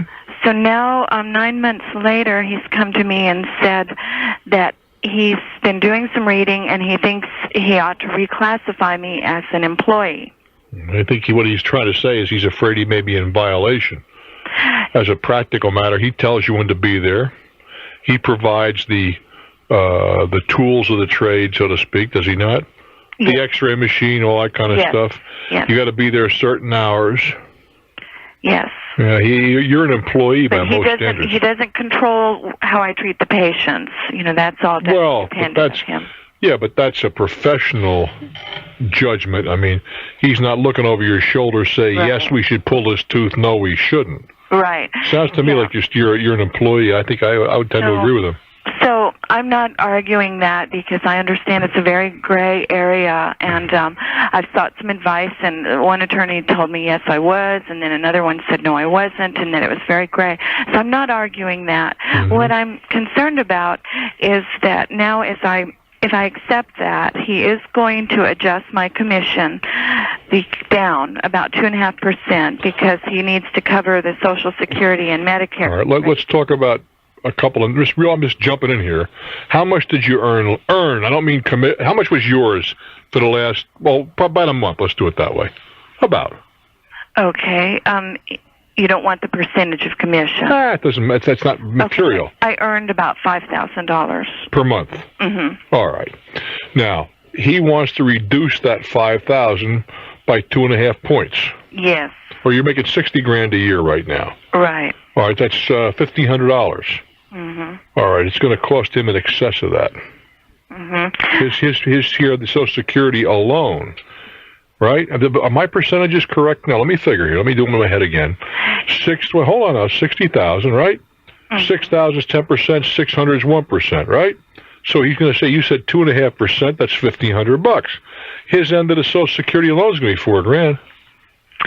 Well, he's suggesting at 2.5% per month. What difference does it make? 2.5% a month, a year. 2.5% of what you take in, the dollars you take in. Well, I had a CPA go over it, and he agrees that it's not costing me anything. It's not. No, wait a minute. It's not costing you. You are the beneficiary. You're coming up with a lot more money. Look at it this way. If my number is accurate, it's $1,500, right? Whether it's taken out by the month or whether it's taken out by the year, it's still the same $60,000. Right. 2.5% of 60,000, I believe, is 1,500. Correct me if I'm mistaken. I'm not doing this between the years here. He will have to pay something in the order of 7.5% of $40,000 just for Social Security. Right, up to 55,000. Has it got up that high now? 55? Yeah, up to 55.5. They keep sneaking it up a little bit. All right, it's even better then. On top of that, he's going to carry workers' compensation. On top of that, he's going to pay unemployment. Right? So you just got a raise. Okay. So then the other thing I'm upset about, and maybe I shouldn't be. Well, you're upset about this arrangement? No, I'm not upset about the last point. Okay. I think that's fine. Very fair. But now I will not be able to deduct any business expenses. Well, that's true, but what business expenses were you deducting? Well, I have about $4,000 worth of business expenses. What are they? About $700 in continuing education a year. And then I owed a practice consultant who put the doctor and I together. That's still, those are things you still have they're still partially deductible, not completely deductible. And let's assume that they were not deductible, all right? You're still only giving up $1,500, less than that. Give it up a third of $4,000. Right. Well, but you're still ahead of the game. What else? Okay. So you think I'm ahead of the game? All the way around, clearly. All right. That's what I needed to see. That's all I was wondering. I just didn't want to lose on this situation. It doesn't seem to me, Doc. It seems to me you're coming out ahead. I really mean that. Okay. I wish you well, huh? Take good care. Let's go down to South Bend, Indiana, Notre Dame's hometown. Hello there. Hi, how you doing, Bruce? Do we have to break into a chorus? So let's hear a cheerful. No? All right. What's on your mind? Well, I have a situation with a car I purchased new in 1987. Basically, the car's been doing great for me, and I just went over 100,000 miles with it about a month ago. All right, so it's 5 years. You can't complain so far. No, not at all. However, about a month or so ago, right after it went over 100,000, I started hearing this noise in the transmission. So I take That's called a 100,000 mile knock. Go ahead. So I take it into the shop, and they say that I need to replace the bearings in it. Now, let me preface all this by saying I have no automobile knowledge whatsoever. So I said, sure, whatever. Again, I've had the car for 5 years. If this is all that needs to be done, let's go for it. Well, can I back up a little bit? Sure. Recount the conversation. You took it down to a transmission shop. Well, I took it down to a transmission shop. I want to hear the minutia. Did they? All righty. And I don't want to. I'm not trying to salt the conversation. That's why I'm not. I want to hear what they had to say. Okay. I took it into an independent transmission shop. Okay. And they just drove the car around for about 5 miles, and they said, "Well, it sounds like there's something, some bearings bad in the transmission." All right. And they said, "Is this a manual or automatic?" Manual. Okay. And they said, without, just from listening to it, without actually going in and pulling the transmission, they said it should probably run around $700. So from that point, I took it to an actual dealership and had them look at it, and they came up with the same diagnosis. They said, well, it's probably your bearings are going bad, and they guesstimated that it would cost me around $700 to $900 to get the work done. Well, it sounds to me like you're on the right track so far. Yeah, again, they wouldn't commit to anything because they said until we open it up, we can't say for sure. That's probably true. Go ahead. Okay, so I told them fine, to go ahead and start the work. We're told who fine? The dealership. Okay. I decided to have the work done at the dealership. All right. They called me the next day after they got the car in the shop, and they said, well, we think it's going to cost you around $950 to get the work done. And they said that the amount of work that needs to be done will basically involve replacing the wheel bearings and the wheel bearings? Not the wheel bearings, excuse me. All right, the tranny bearings. Go ahead. Right, in the engine. And I said, fine, let's go ahead and do the work. And I told them that... Hold on, wait a minute, back up. We're talking about transmission now, right? What did you say about the engine? Nothing.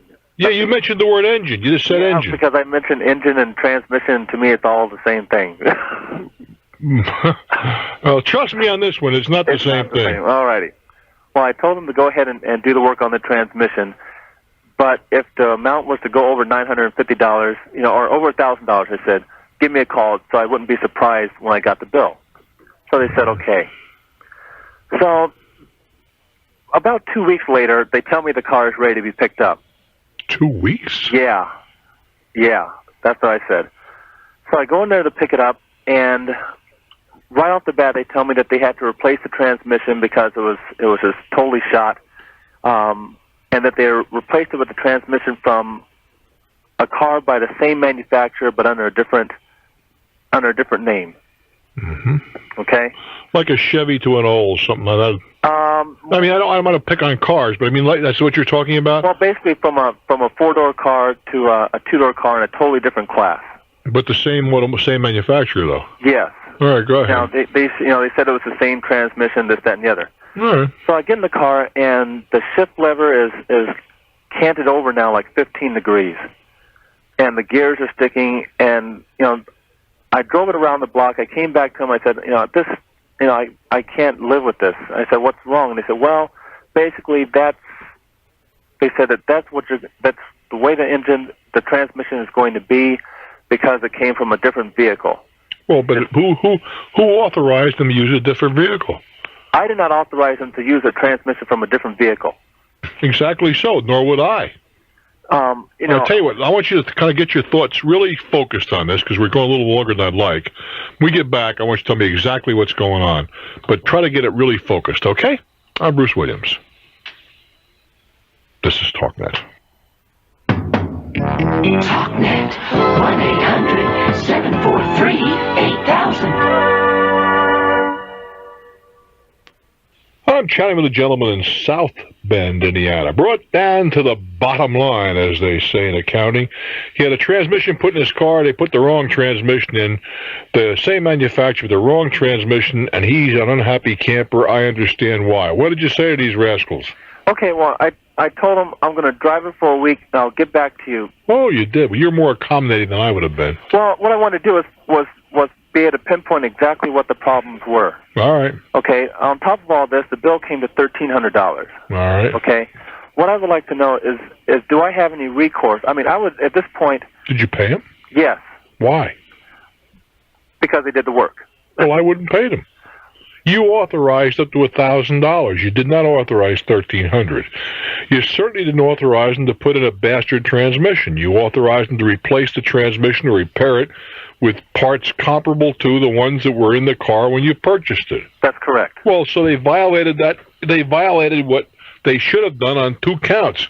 Now, it may be a solid practice to use the other transmission.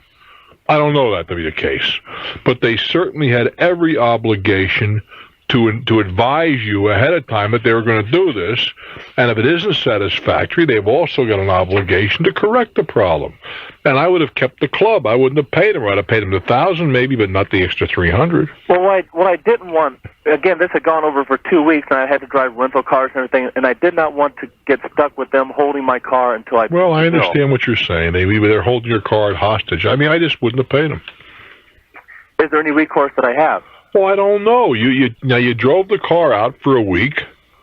Did you find out it's working pretty good after all? Are you happy with it? No, I'm not happy with it. What do they say when you talk to them? They said that there's nothing that they can do, that basically that's the way the car is going to run now, and they said that it's not going to cause it any problems. But, that's their opinion. That's their opinion. All right, now, Brett, again, what are you unhappy with? I'm unhappy. The gear shift lever is canted over. It's almost... Like I said, it's also about 15 degrees, so that when you get in the car and you look at it, you know that something's not right. Well, what do they say about that? They say that that's the result of the type of transmission that they put in the car. Tell them that's not your problem. You want the shift lever to be at the same angle of attack that it was at when boy, that's great grammar, that it was in when the car was purchased. Well, I think you have a right to that. Exactly. It's because for $1,300, I expect. Without regard to the $1,300, it's an issue, but it's not an issue. Okay. The issue is the car wasn't repaired correctly. Yeah. That's the issue. Well, see you in court. That's what it comes down to. Looks like it's a small claims time. Yeah. Well, I appreciate your time. I understand. I understand your frustration, but if you can't negotiate, and clearly, it seems to me their attitude is not one that can be defended. You got to litigate it. Taylorsville, North Carolina. Hello there. Hello. Hi, baby. It's good to hear your voice. Well, I am so glad you called. Good to hear yours, too. What's on your mind? Well, it's more of a gripe, but I wanted your opinion on this. I am a Visa card holder of a national bank, which will remain nameless. Okay. And about 3 or 4 weeks ago, they announced over the news that they were going to reduce their rates, from 19.5 to 16. All right. Their interest. Well, I got really happy about that, and I waited about a week and called one of their representatives. Right. And they told me that they were just going to reduce it for certain people. That's true, that they're most credit-worthy borrowers. Right. Well, now how do they get away with putting it through the wire service going all across the nation that they didn't say it that way? No, we don't know that. I heard it. No, but we don't know. You're missing a point. Oh, okay. The point is, what's your first name? Lenore.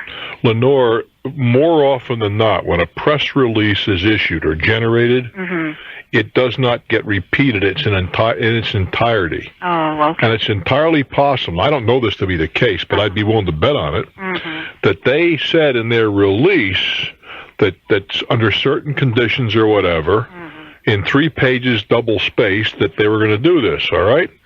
But the guy that rewrote it for the wire service picked up on a high point. Okay. The Blinkty-Blink Bank drops their interest rate 3%. Yeah, I see what you mean. And edited it. And so a poor slob like me really has no recourse then? The recourse, if anything, would be against the wire service. Yes, I see. I heard it. I thought, oh, boy, I'm finally getting a break, I read a newspaper column, as you may know. Okay? Yes. Now, I generate the column, and it goes to the syndicator of the column. It's a major syndicator in the country. Right. They in turn send the column out to a million it's about 600 newspapers as it turns out. All right? Fair enough? Yes. Now, here goes the column into the Port Richey Journal-Star Gazette Incorporated, right? Some local station. No. Don't put words in my mouth. Okay. I'm trying to make up a name that couldn't possibly be anybody. Okay.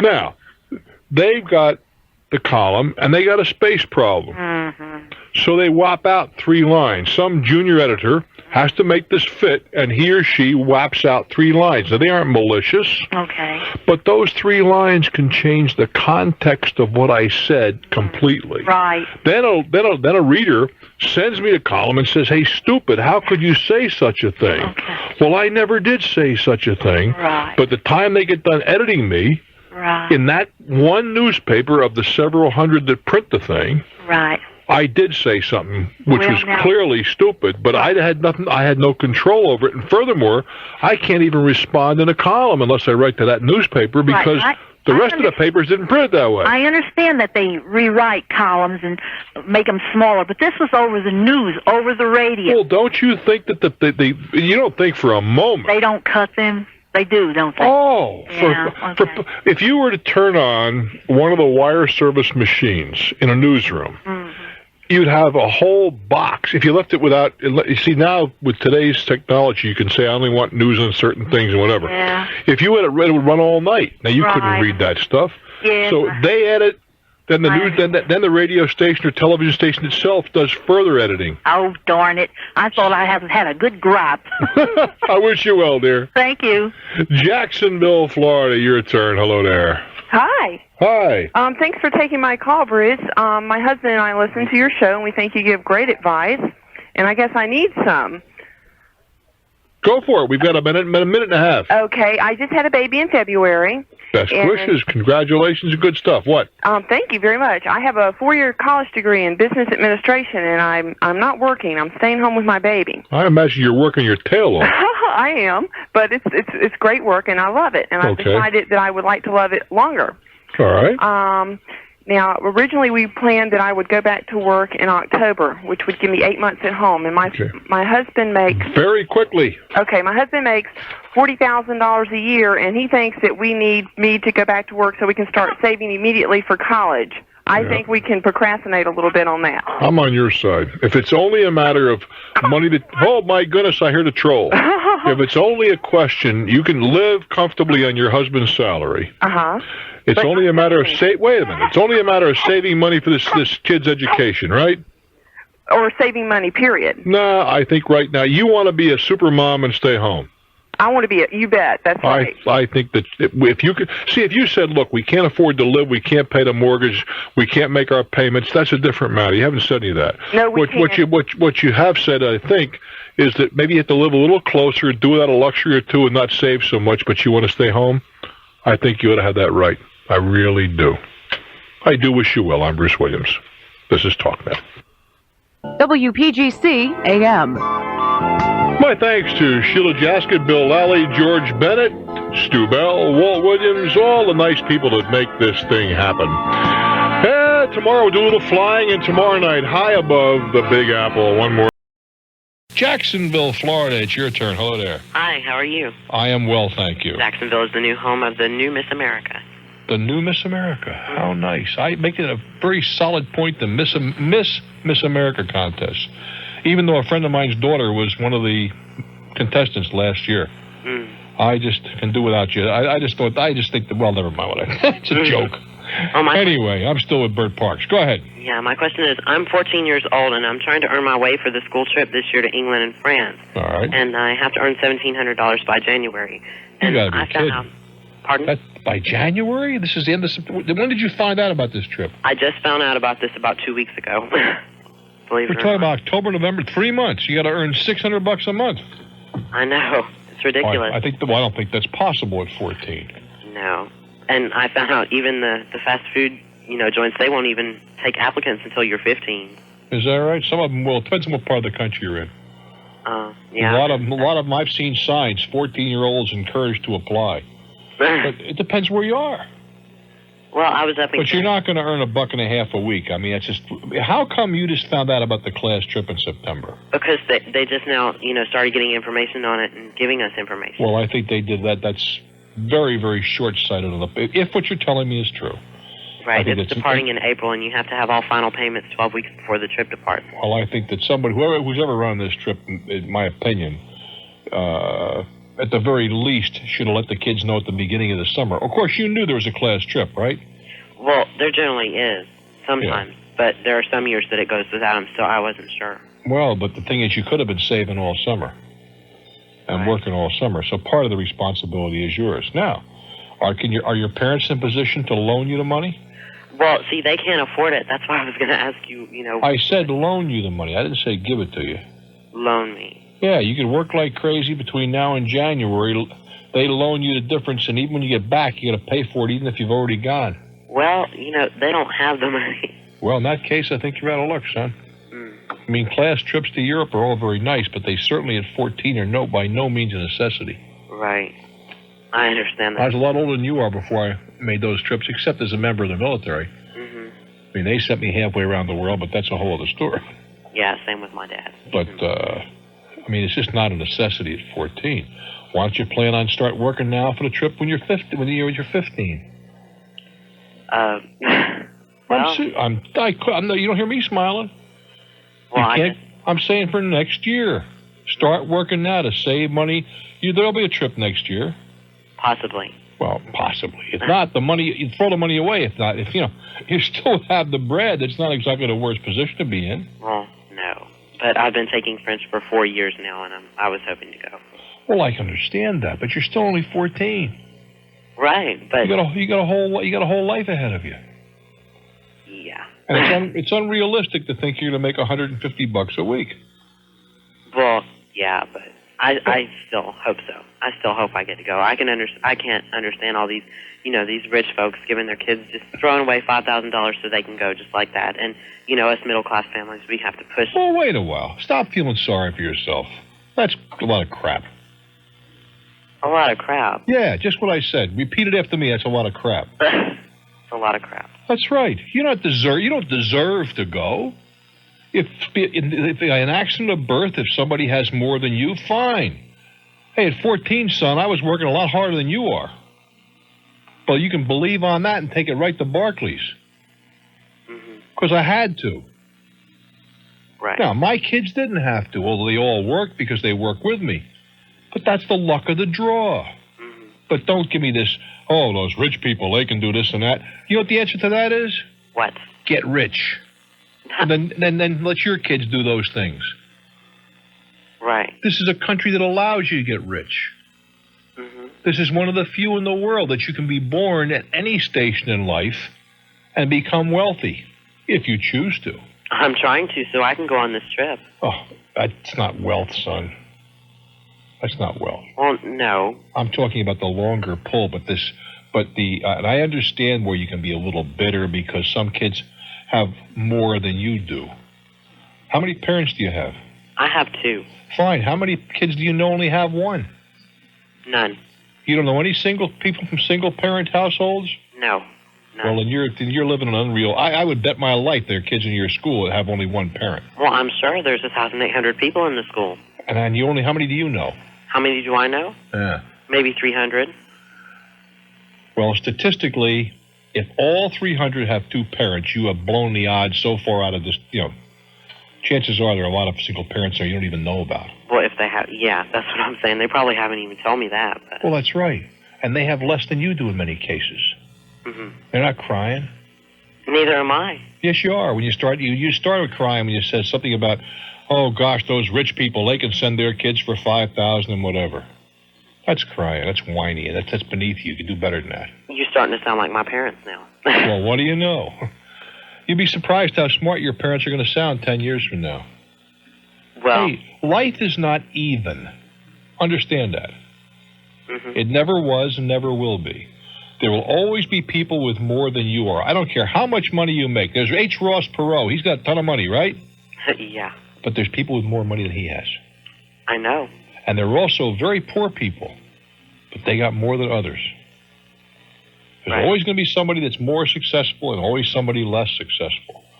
But I'm here to tell you, son, that if a guy like me can come from absolutely nowhere, from what they laughingly at the time when I was a kid called the wrong side of the tracks, right, and wind up with what I got. I'm not super rich, but I got to tell you something. You don't have to have any benefits for me.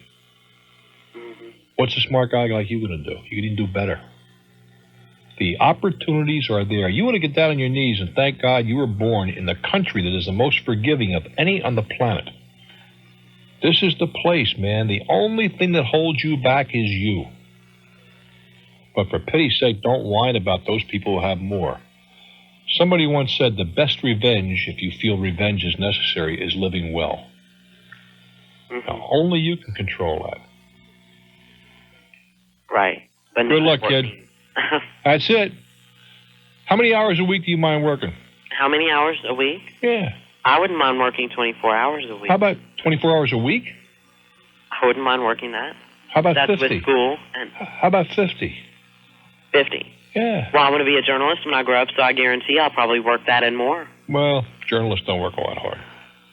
It's not exactly a profession known for a lot of hard work. No, but I want to be a newscaster and anchor person. Well, that's even less work.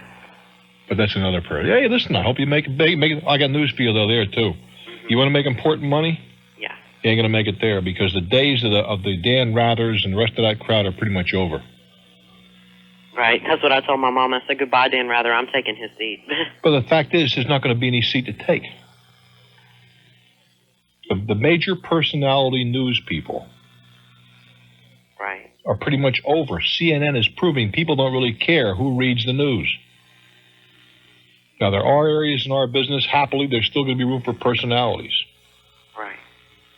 What I'm doing, what King is doing, what Limbaugh is doing, what Paul Harvey is doing, there's still a room for it in the radio business for personalities, and there's certainly some, and there's going to be some in television, but not, in my opinion, not in the news area.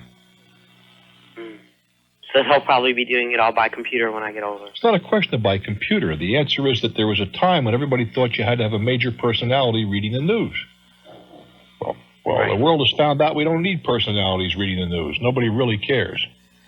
But I don't have any problem with move over, Dan. Go for it, kid. And there's some kid out there right now saying, Bruce, move over. I know that. Right. I don't mind. As long as I hear footsteps, I'm okay. It's when I see dust is when I'm worried. Good luck, guy. All right, thank you. I'm Bruce Williams. Agree or disagree? California. Hello there. Welcome to Talknet. Hey, Bruce. Got a situation here. We've just signed a one-year lease on a home. Okay. Which is being handled through a property management company. It's a standard real estate issue lease. Well, that term I find a little distressing. Okay. The work, because what is standard, unless it's completely unaltered and it comes out of a stationery store, and even there is more than one, I get a little uncomfortable with that. Well, there's only one thing. Well, let me give you the whole background here, then we'll go to what's the actual section we're concerned with. Okay. Anyway, we signed the lease. We've been in there for a month. When we got into the lease, we questioned the landlord who was handling the property company if they were going to be selling the home. We didn't want to occupy the house if it was going to be on the market. They said, no, they won't be selling the house. Well, they're selling the house. And consequently, we've had a lockbox put on the front door. A lockbox? With the real estate access box. I would shoot that sucker off with a shotgun. We never signed a release. Without regard to that, you're saying a lockbox gives everybody with a real estate license a key to your home. Okay. Well, it's absurd. If I own a home, I got a house for sale as we speak, okay? Right. And there's nothing in there but stuff that belongs to me, no tenant, no nothing. If I want to give somebody a lockbox, and I would not, I just don't like those things. Right. But that's my business. Yeah. But if I got a tenant in there when they have their little goodies in there, I'm going to put a key on the outside of the house. Let's explain what a lock. Some people might not know what that is. Oh, there's a little metal box that they put on the side of your home. That the box itself can be accessed by virtually everybody in the multiple listing system. Exactly. Inside a box is a key to your front door. Hello, mother. Anybody can come at any hour and wandering into your house. I wouldn't tolerate that for 10 seconds. Well, it goes farther than this. How much further can it go? The key would be right in the sewer. They've held one open house. In your house? Yes. Because see what there's a property management company handling the rental, and the landlord, the owner, gave the listing to somebody else. Okay. I'd be out there watering the lawn. Okay. So they had the bunch Ventura, of Ventura, that may not be possible. Yeah, exactly. You have a watering ban, but everybody else. So on a Friday, tank trap? On a Friday, a bunch of brokers come through, or my 18-month-old daughter and my 2.5-month pregnant wife are at the house, and so we said, and they let them in. Well, we didn't. Well, they didn't. Your wife. I mean, she let it in. Okay, so then the landlord leaves the real estate agent leaves a notice, says we want to have another one this weekend. How nice. And I've gone rounds on this. I'm thinking, Jesus, this can't be right. It cannot be right. They have no right to do that. There's the lease states on entry. Okay, it says that we must make, upon no less than 24 hours notice, we must make the premises accessible to the landlord and the owner for repairs, et cetera, et cetera. At reasonable times and so on and so forth. And it says, or prospective agents and prospective buyers during normal business hours. And I understand that's extremely ambiguous. Well, first of all, you shouldn't have signed that. Well, yeah, but see, then but again, you did. Well, no, not then again at all. You see, that's why at the top of our conversation, before I had a clue what you were going to bring up, that's why what quote standard contracts set my teeth on edge. But clearly, they have no right to put a lockbox on your house. And I'd remove that son of a gun so fast. I would call a guy and say, I'm going to give you 30 minutes to get over here. Okay. Because in 31 minutes, that box is going to cease to exist. Okay.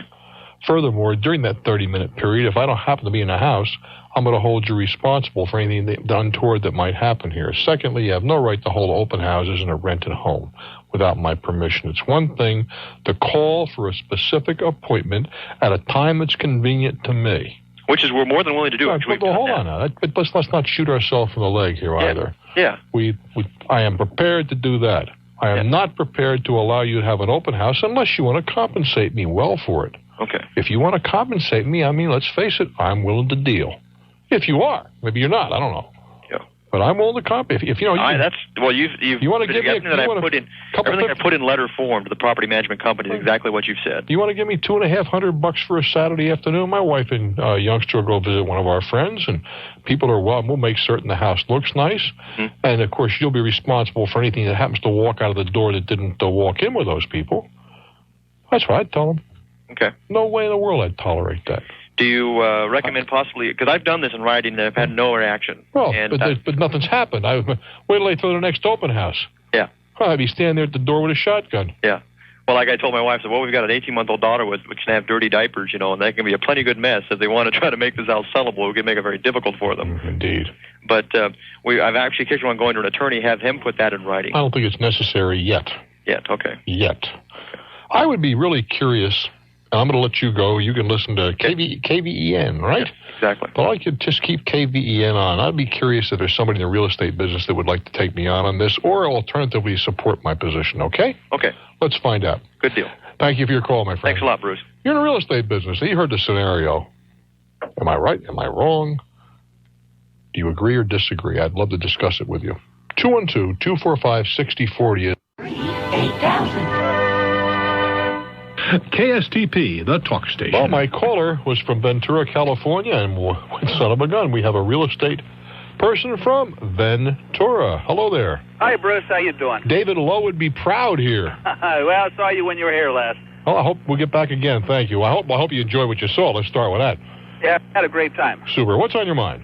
Well, your fella who's a tenant and the owner of the property wants to put the joint on the market. Yep. We see that quite often. Sure.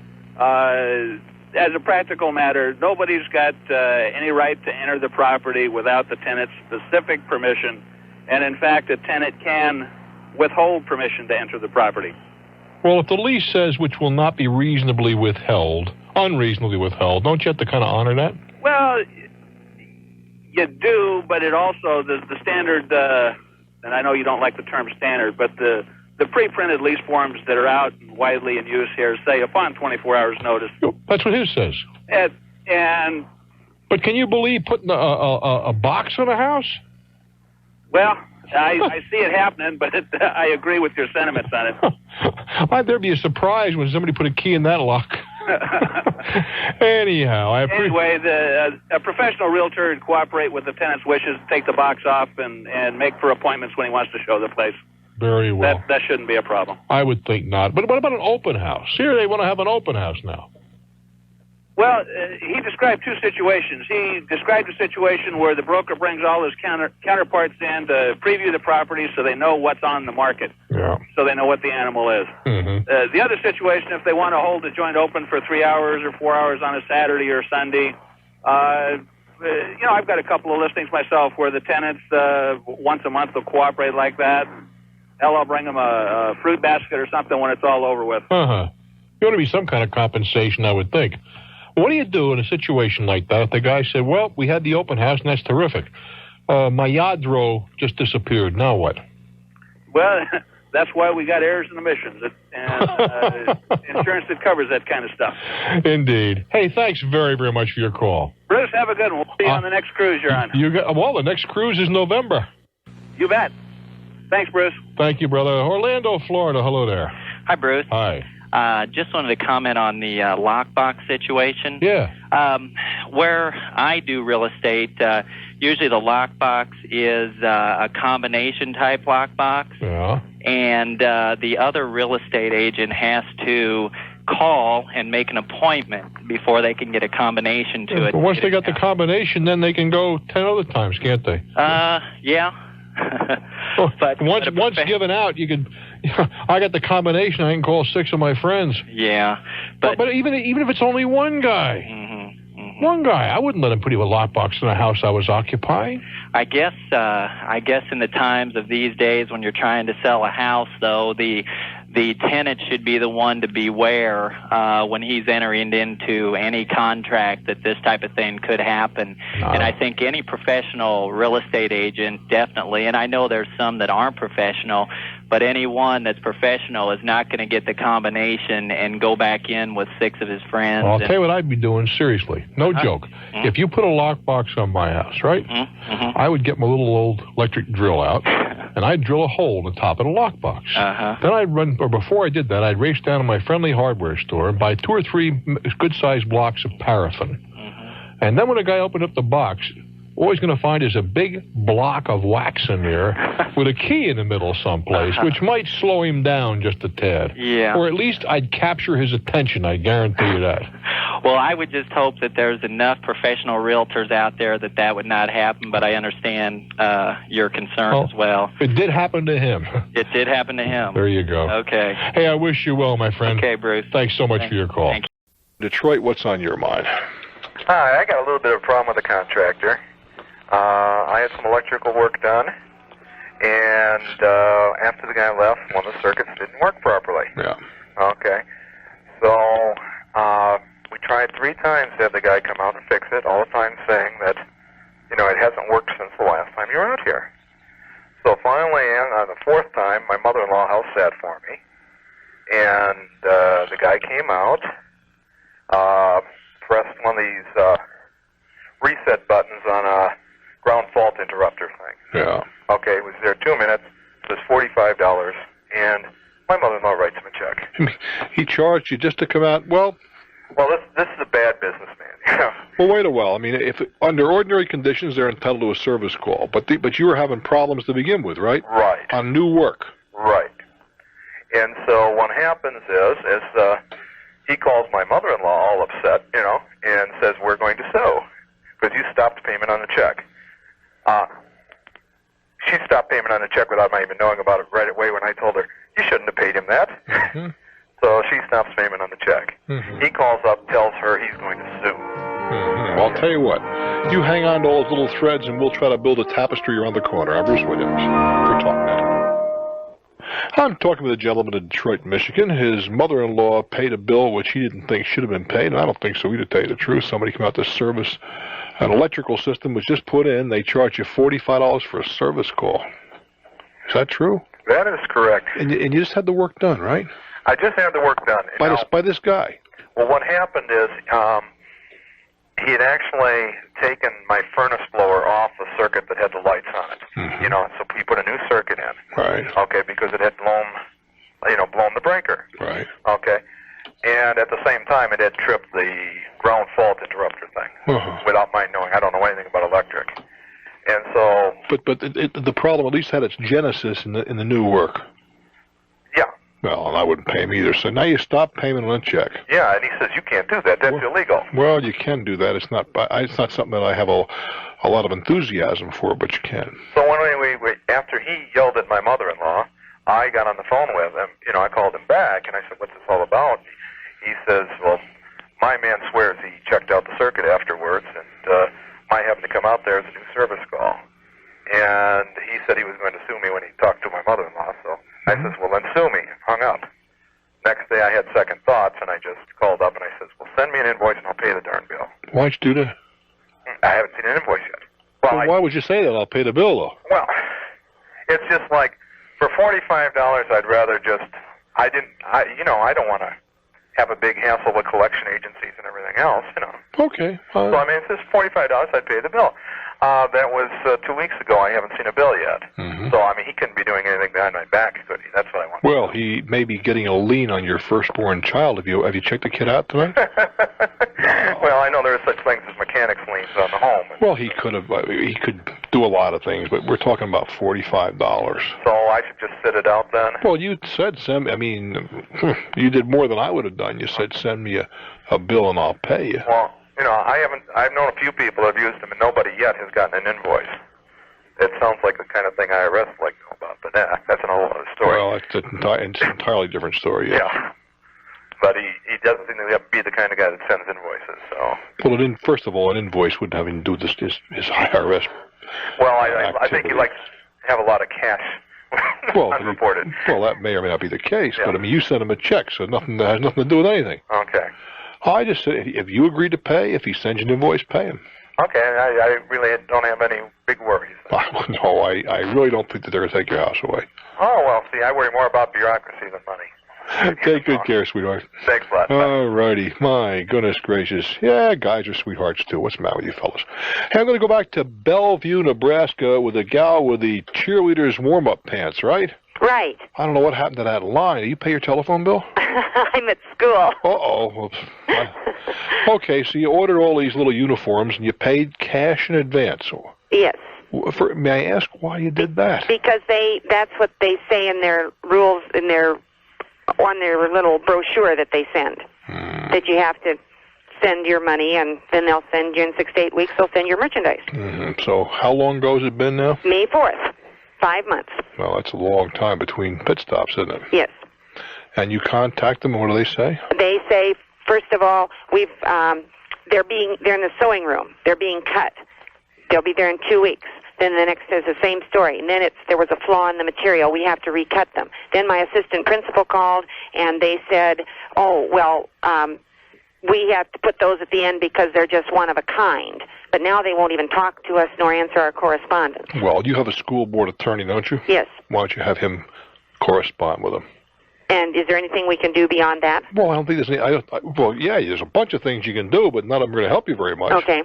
I mean, you can call their local Better Business Bureau and put in a complaint. Mm-hmm. You can call their local consumer affairs officer and see if they can help you. Okay. But since you do have a board attorney who shouldn't charge you for this little venture, let him or her write them a letter saying whatever, you know. And if they do not respond Well, then you're going to have to bring an action against. Okay. How much money's involved here? $500. Mm-hmm. How far away are they? Antioch, Illinois. You got a lot of you got problems, kid. I would hope that your attorney you could talk to him about mail fraud and a whole bunch of other things. Okay. Because technically, if they accept your money, I believe it's 6 or 8 weeks. They must offer you your money back, or give you the option of extending the time.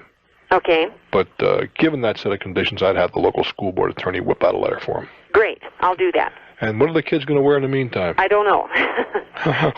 Freeze their legs.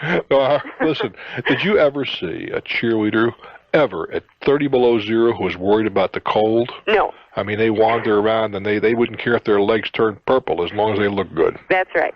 Take good care. Thanks a lot, Bruce. Reno, Nevada, your turn. Hi, Bruce. Hi. I work as a merchandiser for several different companies. What is that merchandiser? Is that translated into salesman? No, I am not a sales rep. I go into the stores and make sure that the item is stocked on the shelf and reorder if necessary. But I am not a sales representative. Well, it sounds like the latter category, latter function is sales. Not it? Completely. No, there's a fine line, but it's not a complete sale. But anyhow, my question is, I've been working for this company for 2 years. Mm-hmm. And when I was employed maybe about 6 or 7 months, they had some kind of a problem, and they wanted to know if I was going to work as an independent contractor. Their problem was with IRS. And I told them, yes, I would work as an independent contractor, and I even wrote them a letter to that effect. Based on the fact that I was only getting 5 to 7 hours a week with them. And so I went ahead along with that. Well, now, as of the 1st of October, they are asking me to put in 17 hours per week. And my number of stores that I'm calling on has been increased from 12 to 28. Now, my question is, can I go back to them and ask them to start taking taxes out? Well, it depends. First of all, let's see if you meet any kind of a test as an independent contractor. Do you have to go there at a certain time of day? Not a certain time of day, no. All right, to put another way, can you hit all 27 stores in one day if you want to put that kind of a day in, the next day hit 2 stores? No. Why not? I can only do 8 stores per week. Why is that? On a call rotation schedule, that's what they want me to do. All right. Well, all right. Then they're telling you when to be there and how to be there, right? Yes. You're an employee. Yes, I think you have every right to tell them you want them taxes taken out, you want them to contribute to Social Security, you want them to carry workers' compensation, contribute to the unemployment fund, and so on and so forth. You're an employee. And also, they have also sent me some new forms of which I have to keep track of every minute of my time. I have to keep You're an track employee. of my Hold it. Stop right there. If you have to keep track of your time, you're an employee. End of story. Okay. See, independent contractor is just that, independent. You come and go as you please, do what you want, and get paid for whatever you do. But you are not independent by any stretch of the imagination. I just go back to him and say, my accountant advises me that under these conditions, I'm not an independent contractor, and I'd like to have my status changed to employee. I don't think you should. Well, they may change. They may just decide to do without you, but I doubt it. I'm Bruce Williams. Hang in there. This is Talknet. Culver City, California, and see what's doing. Hello there. Hi, Bruce. How are you? Okay, kid. By golly, it's good to talk to you. I've listened to you for so long. It's a pleasure. Thank you, sir. I need some advice. hope you can help me. I am thinking of retiring from the business that I have been in for 37 years. Mm-hmm. How old are you now? 54. And what do you want to retire for? Well, just out of frustration in what is happening to the business in the last, say 10 years. What kind of business? Motion picture. Well, it's certainly changed. It certainly has. It's go faster, but do it just as well. Mm-hmm. And it's getting now to the point of just being absolutely ridiculous, the amount of work that they want you to do and the time that they give you to do it. Anyway, I'm not going to cry on your shoulder about that. What I would like to know is I have a present annual income of $120,000. I have 2 apartment houses that bring me in a total income of $48,000. Couple of CDs with a. But the 2 apartments bring you in 48 net or 48 gross? Gross. How about net? Net would be probably 6,000 less, allowing for. That's all? Yeah, they're in good shape. I keep them up. They're paid for, I take it. Yes, sir. $42K. What are they worth? Oh golly, in today's market, probably 3.5 to 4.5. For the pair? No. Yeah, separately. 3.5 for the 4, 4.5 for the 6. If they're worth 3.5 and 4.5, that's $800,000. Yeah. Well, $800,000, I'd turn them to cash tomorrow. $800,000. I mean, I don't know what the tax impact is going to be. Well, the tax impact would be quite. It would not be good. Plus the fact that I'm getting more income than I would be off of, say, a 7.5% or 7% CD. Not according to my arithmetic, you're not. Well, I'm talking 48,000 less 6. That's 42. Okay, and 8, you say? 7 times 48. Okay, well, I'd be breaking even, wouldn't I? Less maintenance and. Well, first of all, you can get more than 8%. You can get somewhere around 9% as of today. 9/8 or 72,000. Government bonds, the 30-year bonds, are trading just under 9% as we talk. That's 72,000. That's $30,000 more you're doing now. Well, okay, I'll have to go along with what you're saying because I'm asking your advice. Well, I'm just looking at corporate bonds. I don't know beans about. That's not corporate. It's about government bonds. I'm looking at $800,000. Your number. That's why I picked up. That's all. Can you turn those in every year or whatever? You turn them in every day. They're 30-year. I'm not telling you to invest in those. I'm just telling you that's the bellwether bond of the bond industry, and they trade up and down every day. I think they're trading 102% or something today. The point being that you could do a whole lot more get a whole lot more and doing a whole lot less. To cash out. Sure.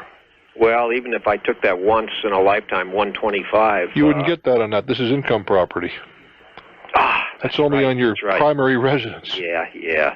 Okay, so you got, let's say for the sake of discussion, you got 40, 50 G's coming in on the side. That's a lot of dough.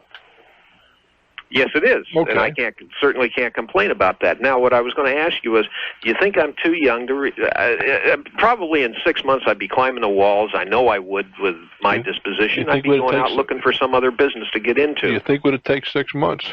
Yeah, because I got enough things around the house to keep me busy. Okay. And knowing no other business except the motion picture business, and seeing guys leave the motion picture business, go out, get into trouble, and come back to the motion picture business much broke, not broke, but... Honestly, poorer for the experience. What do you do? Yes. What is your position now? What do you do? Post-production. Well, I mean, would you want to get into some other, for example, in the exhibitor end? You're well plugged into connections.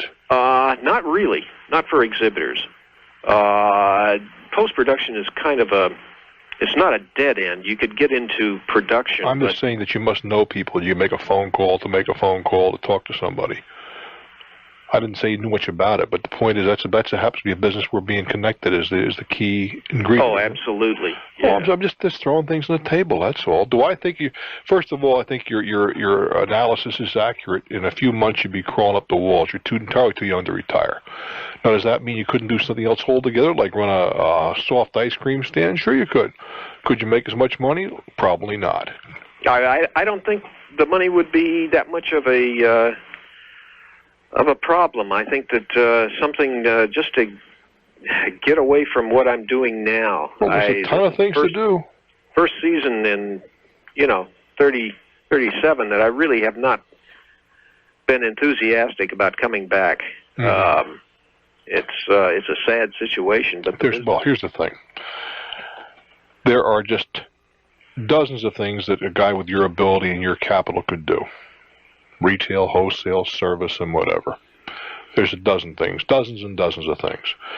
You could make more or less of the same amount of money depending on how things break and how much risk you're willing to take and so on and so forth.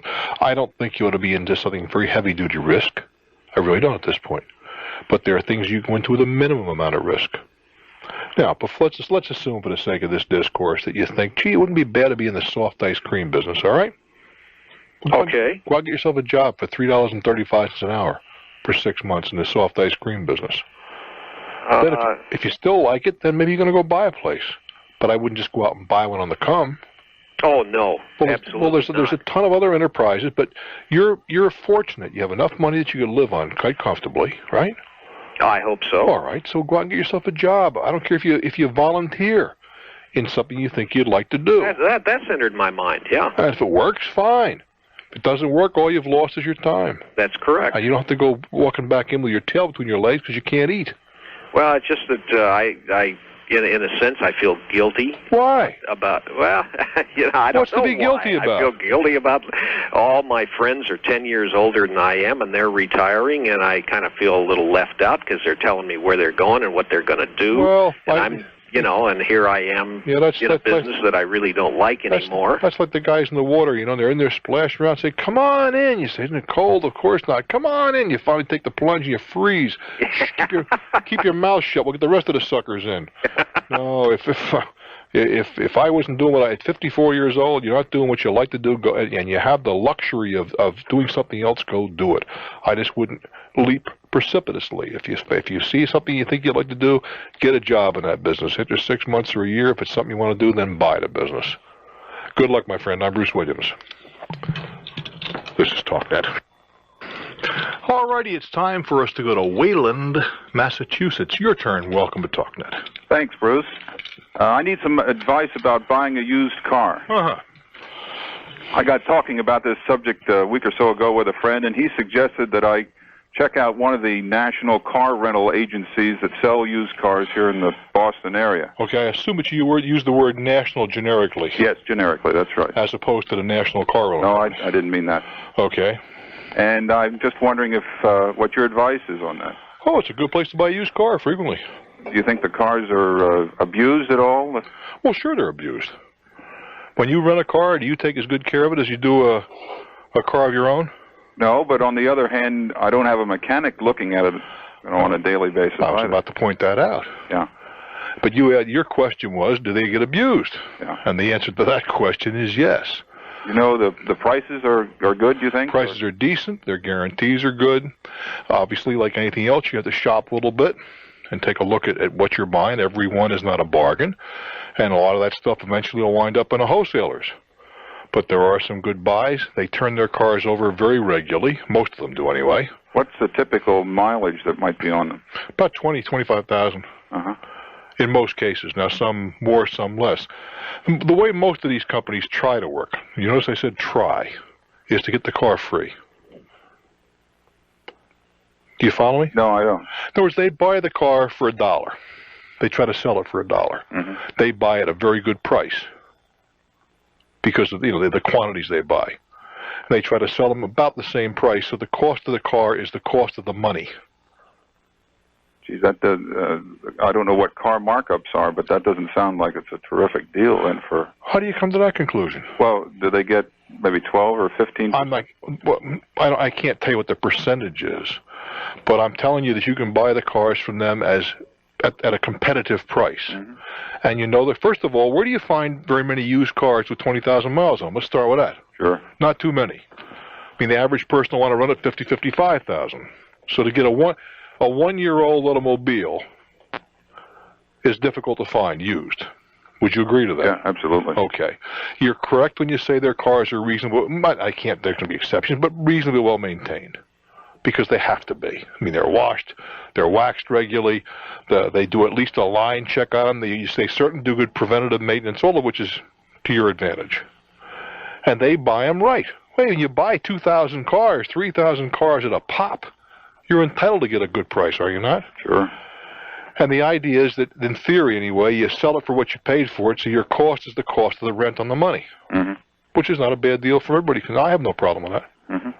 Will they let me take it off the lot to take it to a mechanic? I can't tell you that.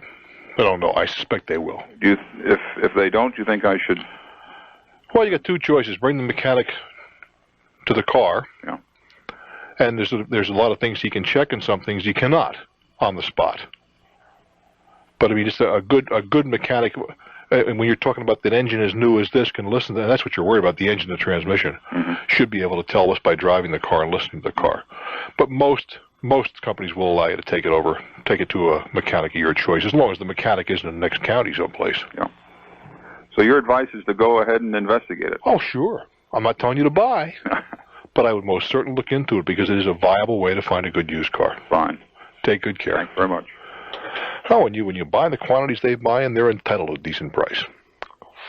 Hi, Bruce Williams. Stick around. You got Talknet. Collide, Ohio. Hello there. Welcome to Talknet. Hi, Bruce. Hi. Long-time listener. I have a question. My wife works for a nationwide photo studio, and she's a manager in the telephone sales. What telephone sales? What does that mean? They call people all night long asking them if they want the club plan or whatever they're selling. Okay. Is this maybe I'm thinking in a little different context. Is this a place where they take portraits and that kind of stuff? Right. Oh, okay. I was thinking more of a place you get your stuff developed and so forth. No. Okay, I got you. Okay. They try to hustle you like crazy. Yeah. Okay. She just put in her 2 weeks' notice. What do you mean? She's going to quit that job and go to another one. Okay. And they're talking about firing her. Well, they can do that. Well, do they still have to pay the 2 weeks if they fire? No, they don't. Oh, okay. I thought they did. No. 2 weeks. Look, first of all, your wife had no obligation to give them 2 weeks' notice. Right. But it is certainly courteous and professional and the right thing to do. Yeah. They, in turn, have no obligation to keep her for those 2 weeks.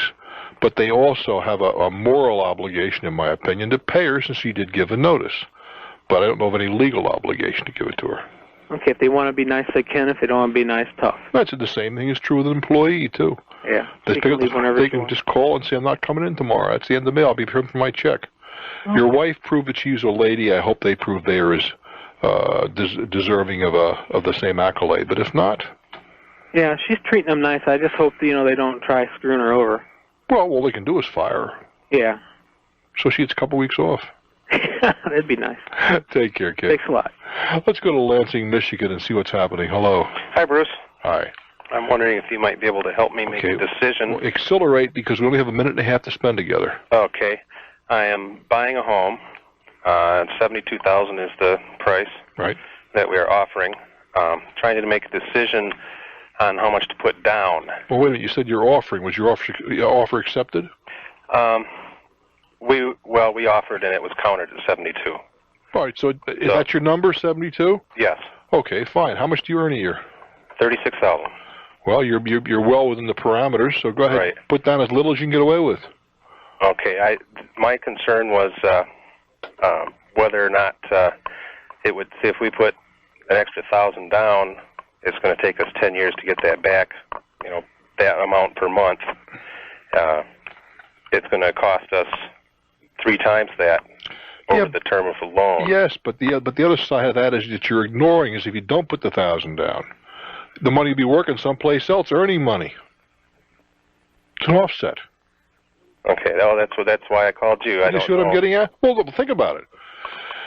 Let's assume there's no down payment or $1,000 down, right? Right. You give them the $1,000 down.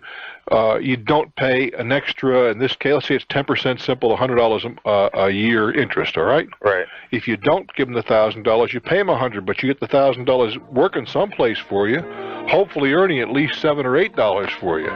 Okay. Or $70 or $80 in this case. Okay. So the difference is like the $20, and the biggest part of that will be eaten up by taxes. Okay. Take good care, Tiger. Appreciate it. All righty. Bye. Yeah, that's always the overlooked part of the equation. The money that you don't put there, unless you throw it away, is going to earn something someplace. Hey, thank you so much for spending the hour with me. I'm Bruce Williams. This is Talknet.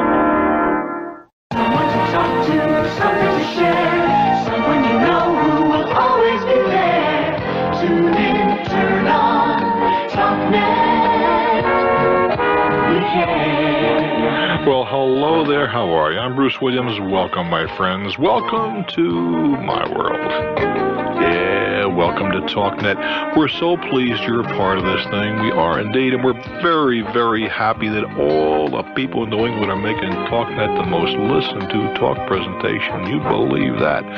Yeah, the folks from WHDH have been very kind to us, and you've been kind to them, and all the way around Boston, we got you covered. Now, if you'd like to join me, we'll make it very easy. The number is 800-223-4141. I don't care where you're eavesdropping. 800-223-4141 will take you from there to here. So no excuses.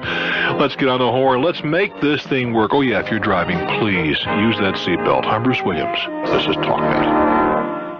Let's begin in Beaver Falls, Pennsylvania. Hello there. Hi, how are you, Bruce? I am very well, thank you. The land joining ours is being sold. All right. And they've had it surveyed. Now, their survey shows that we own a half acre less than... Than you thought you did. Right. Is there anything we can do about it? Well, first of all, you may not own that half acre, and then again you may, or there may be some place in between. First thing you got to do is get your own survey made. When you bought your place, how long have you owned your place? 10 years. How much property is involved? 6 acres. When you bought it, was it surveyed? Yes. You have a survey certified to you? Yes. And they say their survey and your survey is at variance. Is that an accurate statement? Is it what? Or they say that their survey doesn't agree with yours. Right. Okay. And where's the major difference? Well, about a half acre. No, you told me that. I mean, where is it? Is a side yard disappearing, or is there a lot configuration? The line doesn't move at the same number of degrees. It's not as big of slices of pie as you thought. What's it? Right. And see, the bad thing, well... No, wait a minute. You haven't answered my question. Well, it's side land. And what do they say, the line just over further? Right, over towards our house. Okay. I'd call the surveying company that did the job the first time. And say, I have a survey dated so-and-so and so forth, certified to me by your company. They say, yeah. Well, we got a little problem because the people next door have had their property surveyed, and they say your survey made on whatever the date was, 1978, is not accurate. We'd like you to come out and reshoot it. Now, if they reshoot it and it's accurate, you have to pay them. Okay. But if it's not accurate, then we may have a problem. But I'd bring the surveying company in the beginning. What happens if they resurvey it and they say, no, now you only own 5.5 acres? Well, in that case, then you may have an action against the company because they gave you a bad survey. Okay. Yeah, I don't know yet. Did you have an attorney represent you when you bought this little chateau? Yes, we did. Well, you might want to discuss it with him or her. But the first thing I would do is go out and get the company that surveyed it first time certified to you and say, here's the situation.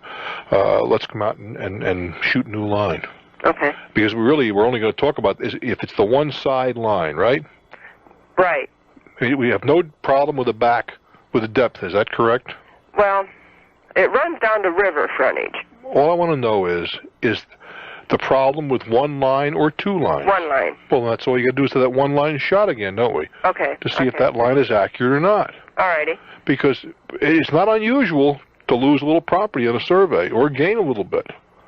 But a small piece like that, I think it should be accurate. Okay, fine. All right, thanks a lot. Get hold of them and then see where you go from there. All right. You're welcome. Bye-bye. But there's no point in playing dead. First thing I do is find out who's right. Hello, San Diego. Hello, how are you? I am very well, thank you. Well, good. I have a little problem, and I'll just briefly run through the facts. The first is I live in Southern California, as I mentioned. I have a brother in North Carolina, and the last of our parents just died recently and left a will. All right. They left a place that is in northern Virginia, and it's up near Maryland. It's on the water, and the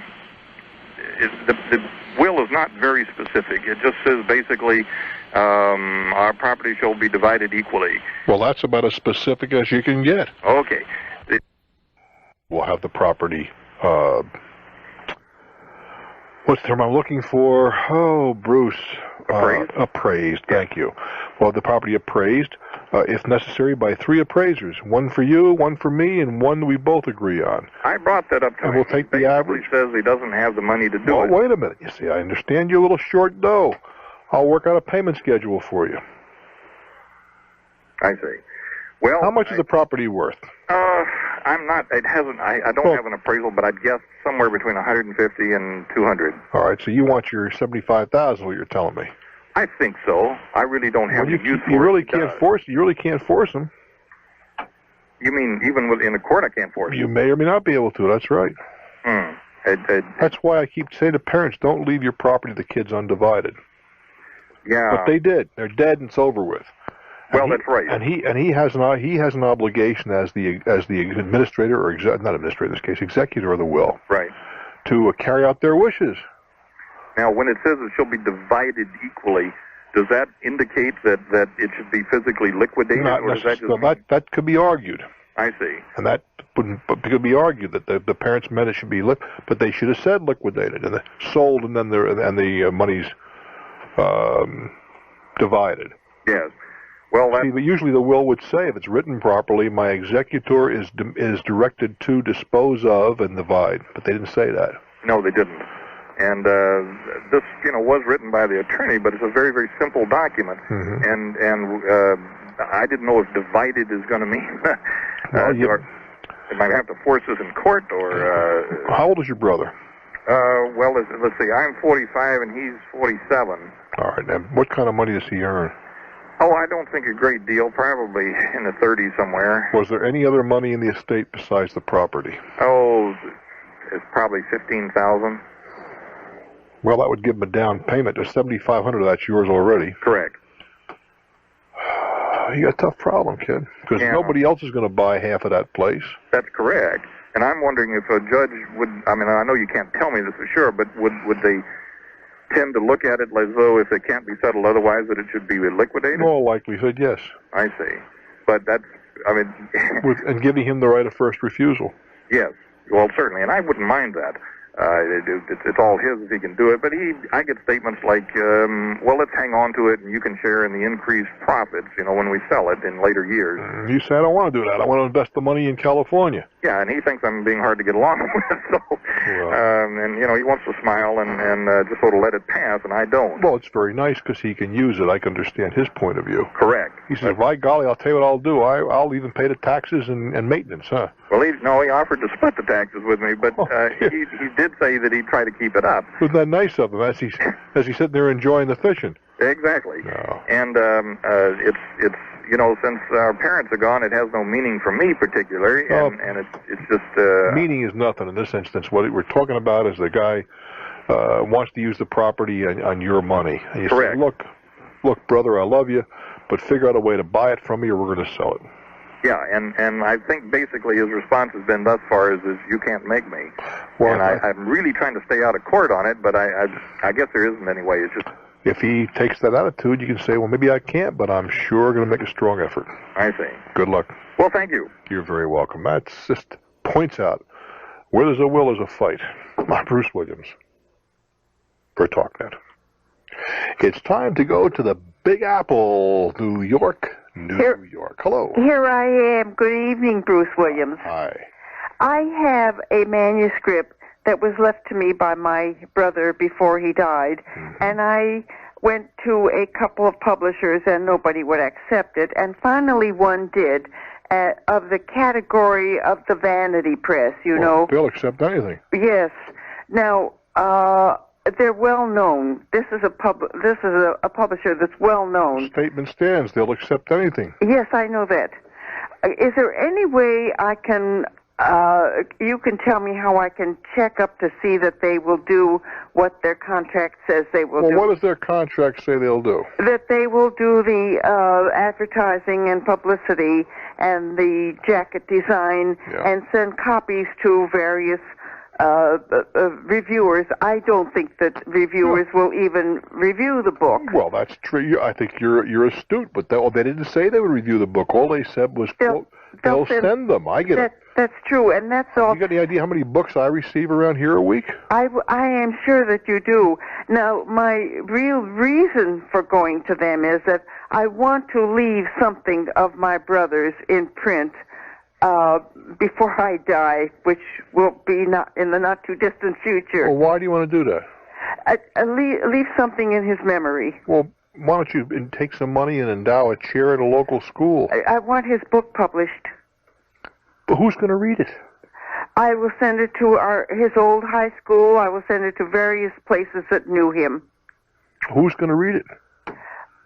It will be on a shelf. It will be on shelves. But who's going to read it? Well, it just seems like you're throwing money away. Wouldn't you be better off to make a contribution to some worthwhile charity? I have done that. In his name. I have done that. I have made a contribution to a college, and they set up a plaque at the study carrel, which we furnished. But I do want his book published because do you have the money to it means spare? a lot to me. I will manage. What does that mean? It means that I have some money, and I think that this is worthwhile. How much money do you have in cash right now? Cash, stocks, bonds, the whole works. Oh, I don't have any of that junk. All I have is some money in the bank and $30,000 about. That's it? Yeah, and I don't need much. I live very frugally. What is the source of your income? Social Security only. How much do they want to publish this book? $4,000 with the contract.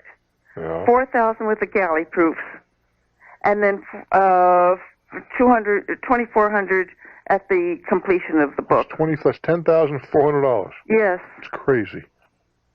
Is there a better way of doing it? No, ma'am. I don't know of any better way, but I think you're a very foolish lady. I mean, I understand what you're saying is that you'd like something to leave behind but what you're talking about is leaving behind a book that nobody wants and nobody's going to read. That's possibly true. Yes. But so why not, if you're bound and determined to spend the $10,000, why not spend it on something that might benefit somebody? Why not send some kid to school? I've done that. Well, all right, look, it's your money. You can give it to the Home for Unwed Cats if you want to. But I just think you're taking the money and flushing it down a toilet. I mean, if you're absolutely, you just mentioned you wanted to go to the school where your brother went and the 2 or 3 other places, right? Yes. Well, if they're crying out loud, somebody could wrap it out on a computer for you for $1,000 with a desktop publishing, like we have in our office. What's to produce that? 5 copies. What's that? And it would be in book form? Oh, it would look like a little bit like a book. Yeah, it would be would not be hardcover. You could even have somebody mock up a half a dozen hard covers for you, for crying out loud. Well, how would I go about? You could do almost any print shop could do that for you. But I mean, I don't know why you'd waste your time. But you could get it done for $1,000, $1,200. A print shop can do that? Yes, ma'am. Well, they can do it on a computer. Somebody would have to type it into the computer. And they have what they call desktop publishing, where they can come up with any print size you want, any page size you want. It's not hard to do. And it could be done certainly in a week's time and for $1,000 or so. And where would I find a place like that? Any print shop? Most print shops should be able to handle this for you. If they can't, my goodness gracious, you're calling from New York City. Anything can be done in New York City. Yes. No, it's called desktop publishing. Desktop publishing. In other words, it's a computer that does it all. Oh. And you could knock out 5, 6, 7 copies. I still think you're throwing money away. Well, that's not throwing that much money away, though. as much. No, you're not throwing as much away. That's true. If it means that much to you, give it a shot. Desktop publishing. You're looking for somebody who knows how to use a computer that does desktop publishing. That's right. Take good care. Let's go to Denver and see what's happening. Hello.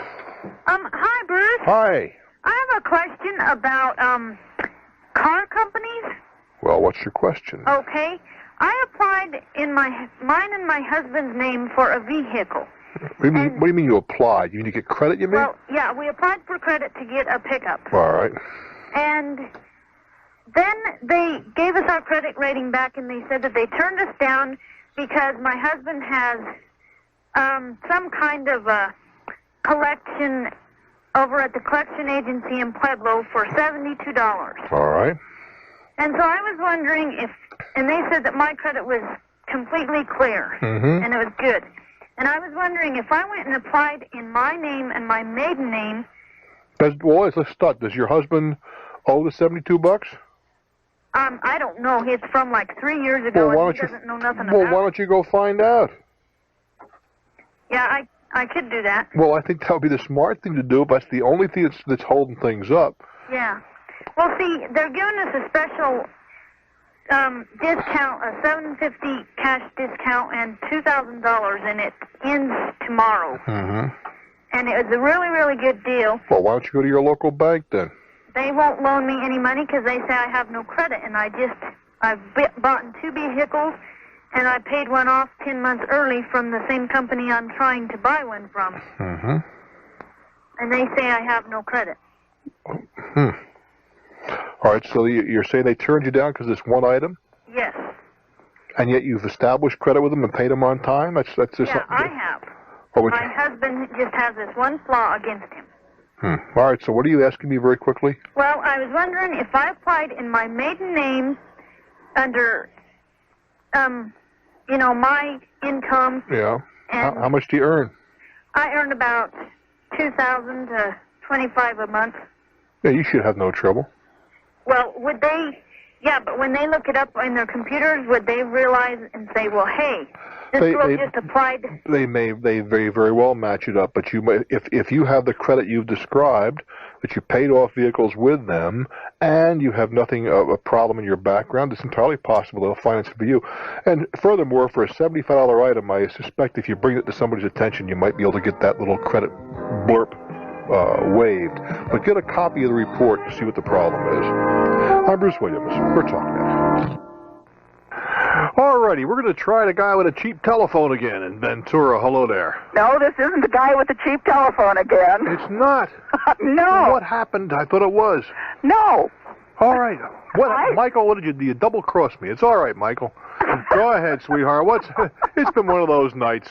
Well, I understand that. First of all, I wanted to say I did get your tapes, and they're wonderful. Well, thank you very much. I wish I was as ignorant as I used to be. What does that mean?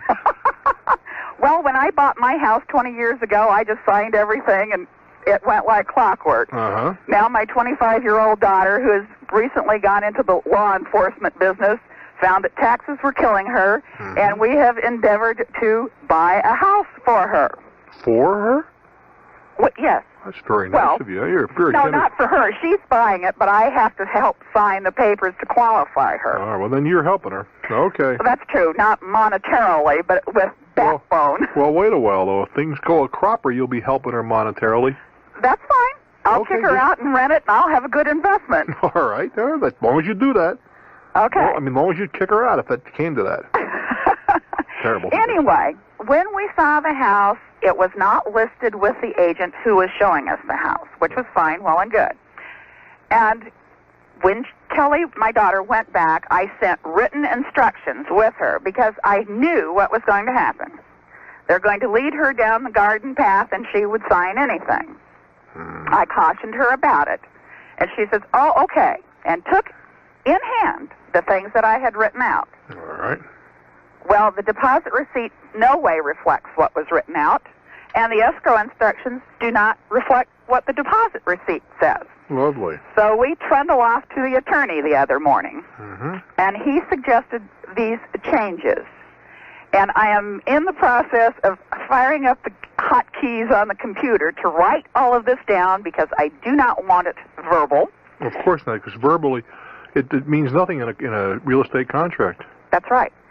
Now, since both of these documents there's discrepancies between these two, I am really not inclined to sign escrow instructions with amendment after amendment after amendment. No, I have a new document drawn up. Okay, that was what I thought should be done, but I wanted to check with you first. Well, it just seems to me it's a lot cleaner if the thing is so has to be if it's one or two little lines, that's okay. Because every amendment, as you well know, has to be initialed by all parties, and that's right. There could always be that business of, well, I didn't understand, or some allegation. It must be a lot cleaner, given the fact that the thing is really screwed up. Yes. To do it properly. I will do that, sir. Do it over. You're the greatest thing on talk radio. Well, you're very kind. Good luck with you and your daughter, huh? Thank you. Bye-bye. Go to Red Bluff, California. Hello there. Hi. I'm having a problem with my husband's work right now. We relocated for his job, and we were told before we left that we would get comparable insurance. They have an HMO where we relocated from, and we are up north now, and we have not received a comparable insurance. And since then, I've become pregnant. Mm-hmm. Is the insurance for example, did you want to get back in an HMO again? That's fine. It doesn't did really matter as long as we get some sort of insurance. Well, no, I'm asking, is that what you wanted? I mean, and then my next question would be, is there an HMO in your area? Yes, there are. Okay. We're having problems with his boss right now as far as providing something for us. I want to know what our rights are, what I can do to force the issue. Well, you got a little bit of a problem now. Are you still covered by the policy that was with the HMO before? Right. We're paying $65 a month for an insurance that's doing us no good. Well, my point is, though, that you're pregnant now. Right. And it can't change now. Right. I mean, no matter what he does, I can't see another company picking up the cost of your pregnancy. Right. So what we would like is to find out, if we can ask his company to pick up the bill. Wait a while. Have you talked to the HMO? Yes, they don't, unless it's an emergency situation, they won't pay for anything. Unless you go back to where you came from? Right. How far away is that? Oh, it's a 9-hour drive. It's not practical. Well, it may be. No, you say it's not practical, but it may be a lot more practical than paying for the confinement yourself. Right. Well, see, the thing is that we've relocated up here. We're moved up here. We bought a house. I'm aware of all that. I understand all that. What I'm saying, hon, is that there's no way in the world that an insurance company that I know of will pick you up now and cover you unless it's some kind of a group situation where they have to, and it may or may not be the case. I want to know about that. But let's assume that that's not the case, all right? Right. It may be. Do you have relatives back where you came from? Oh, yeah. Well, it may be for the last couple of weeks or a month of your pregnancy, you're going to spend some time down there. The thing is that as we're procrastinated in getting us insurance, they still haven't provided us with any basic sort of... Why is that? I don't know. We keep getting a runaround. I want to know if there's something that we can do to call them on this. Well, the problem is, suppose there was. He'll lose his job. Well, it's sort of a situation. I just want to know if there's, something we can do, what rights that we do obtain. Well, I don't know the answer to that. You see, are you covered by some kind of a union contract? No. Or any kind of a written contract? No. Does he supply health insurance for his other employees? Yes. See, it's an HMO program that he has. No, you mentioned that, but I'm talking about at the current location. No. Nobody else gets insurance? No. Well, they're all covered by down home.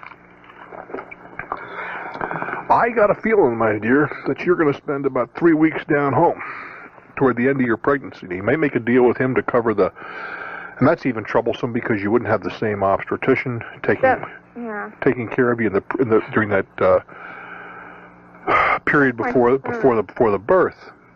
But if you're still covered by the HMO, keep that coverage in sight because it's $65 a month. Well, how far along are you in your pregnancy? I'm my 3rd month. All right, so you got 6 months. That's $380, something on that order. Mm-hmm. And it's going to cover the confinement, which could be run several thousand. Mm-hmm.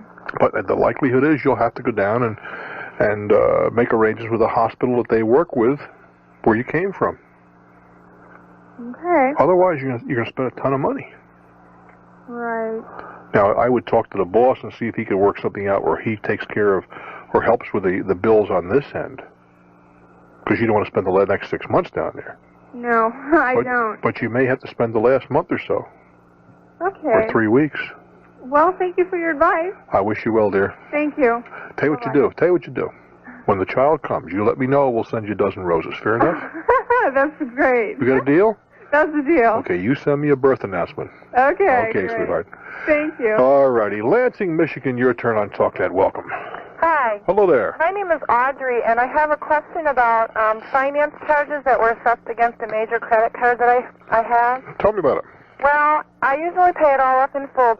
August, I had a $400 past due balance that I received a finance charge against. Well, you say past due. You mean over the grace period, the 28 Right. days. I didn't pay it all in full. I had $400 left. All right. So my September statement came, and I got a $28.02 finance charge, which was figured as correct. All right. And when I wanted to pay it off, I wanted to get rid of that $400, pay the finance charge, and get back to being on track again. Zero balance. Right. Mm-hmm. And so when I called, I asked, how much is my finance charge so I can get this up even? And I had made other purchases in the meantime, however. Mm-hmm. And she told me that they are continuing to assess a finance charge against every purchase that I make, that I've made since August. Until you get back on track again. To a zero balance, correct. And my complaint was that I haven't got the 25-day grace period, basically, because the things on my September statement were not due until October 1st. And my question was, how can they assess a finance charge on purchases that aren't even due yet? Because that's the way some of these credit cards are set up. It is, okay. As long as you go to a zero balance every month, there's no finance charge. But once you're into a finance period, everything is into a finance mode. And but the answer to that is, don't use your card. Get another card. Well, she sent me a disclosure, and the statement said a finance charge will be imposed on all amounts outstanding on your account each day they remain outstanding. So I called to say, well, what does outstanding mean? I needed basically an interpretation of the disclosure. And she said that it means as soon as it's posted to your account. And I thought that was kind of a double standard, because if that was in fact the case, then every day something is posted, you should be receiving a finance charge. But in the past, when I paid it all off in full, yeah, you don't. But I never had to. I don't disagree with you. And there are companies that operate the way you've described, and there are companies that operate where the so-called past due balance occurs a charge and the current does not. But the answer is there's a ton of people issuing credit cards. Yeah. Just pick another one. Okay, thanks for your help. I wish you well, dear. I'm Bruce Williams. This is Talknet. We go now to Pittsburgh, Pennsylvania. Hello there. Hi, Bruce. I'm so glad I was finally able to get through. I really enjoy your programs. My question is, if a person's interested in buying a home for investment purposes, what area of the U.S. do you feel would appreciate the most? Oh, my goodness gracious. Come, please. How would you go about finding How in the world? Well, I think the first thing you do is you find somebody with a big towel wrapped around their head and a crystal ball. How in the world can anybody answer that? Let me give you an example. Suppose you were sitting here, we were having the same conversation when Talknet began back in 1981. And if I was brash enough to answer that question, I might have said Houston, Dallas, in that the oil thing was just taking off like a rocket. Isn't that true? And smarter people than you and me were out there speculating and building like crazy, right? Yes. Well, then all sorts of things beyond their control happened within the Middle East and so forth, and the oil thing didn't go so swell, and property values dropped like a stone, didn't they? Yes. Now, how in the world does anybody know precisely, if you want to just take it in a little more contemporary history, if you were in the New York, New Jersey area, a year ago, the real estate market was hot as a pistol. It has cooled off considerably in that last 12 months for reasons that nobody seems to have a very good explanation for. I don't mean that it's gone down, it has in some extent, in some place, but it certainly isn't picking up that 12, 15, 20%. Last year, the same thing was true in the Boston area. We're talking 10, 20, 30, 35% a year appreciation. Well, that isn't happening today. So there's really no answer to that. Now, if we're going to talk in general terms, okay? One major word, 5-letter word, I guess. It's called ocean. That's what I was going to ask you. Because they ain't making any more oceans. Lakes they can make. Rivers they can make, but you can't build an ocean. So if I had to pick one category of property more than over any other, would be oceanfront property. I see. But that's not a sure winner now, understand? No. But if I had to pick one place, because there's a natural affinity of man to get near the water, we all know, for reasons that we'll leave to our betters to explain. But as I said, you can build a lake. You have a little money, you can build yourself a lake. But an ocean, though. And you can't. You can change the direction or even build a river. But you can't create an ocean. That's right. Okay, well, thank you very much. Good luck, dear. Bye. I wish there were certain, just real simple answers, but unfortunately, there don't seem to be any. Hello, Dallas, your turn. Good evening. I'm glad I got through to you, Bruce. I have a bit of a problem, and I think I may have been the victim of a scam. I have a small telecommunications engineering and installation contracting company, and it's a new company, and we just did our first contract job for a major phone company, and we had to post a performance bond. Well, that's not unusual. Not at all. But we're a new company, and you know it's very difficult for a new company to get bonded. Absolutely. Very, very difficult. And we had a terrible time constraint because it had to be in place before we started the job. Well, we met somebody who said that he could get us a bond quickly. And he told us that the bond would cost us 10% and that the bonding company would require that collateral be posted for the full amount of the bond. 10% of the premium? Of the contract price. The bond premium. The premium is 10%? That's correct. Plus, they wanted full collateral, either cash or a letter of credit or whatever. Well, if you had that, you wouldn't have to put a bond up. You could, a letter of credit, you could use that in instead of the bond. That's what I thought. Well, anyway, this gentleman wanted to help us, and so he had some stock in a publicly traded company that he was prepared to post as the collateral. This is not the person selling you the bond? This is the person who said he would get us the bond. Oh, okay. He's going to put up the... He'll put up his own assets to cover... How much is this contract? About $40,000. So it's about $4,000 bond. All right. So we got a commitment letter from an intermediary, not from the bonding company. And the commitment letter said that such and such bonding company, and it did name the company, would issue the bond. And it required that we pay a premium of 10% plus that this collateral would stay in place.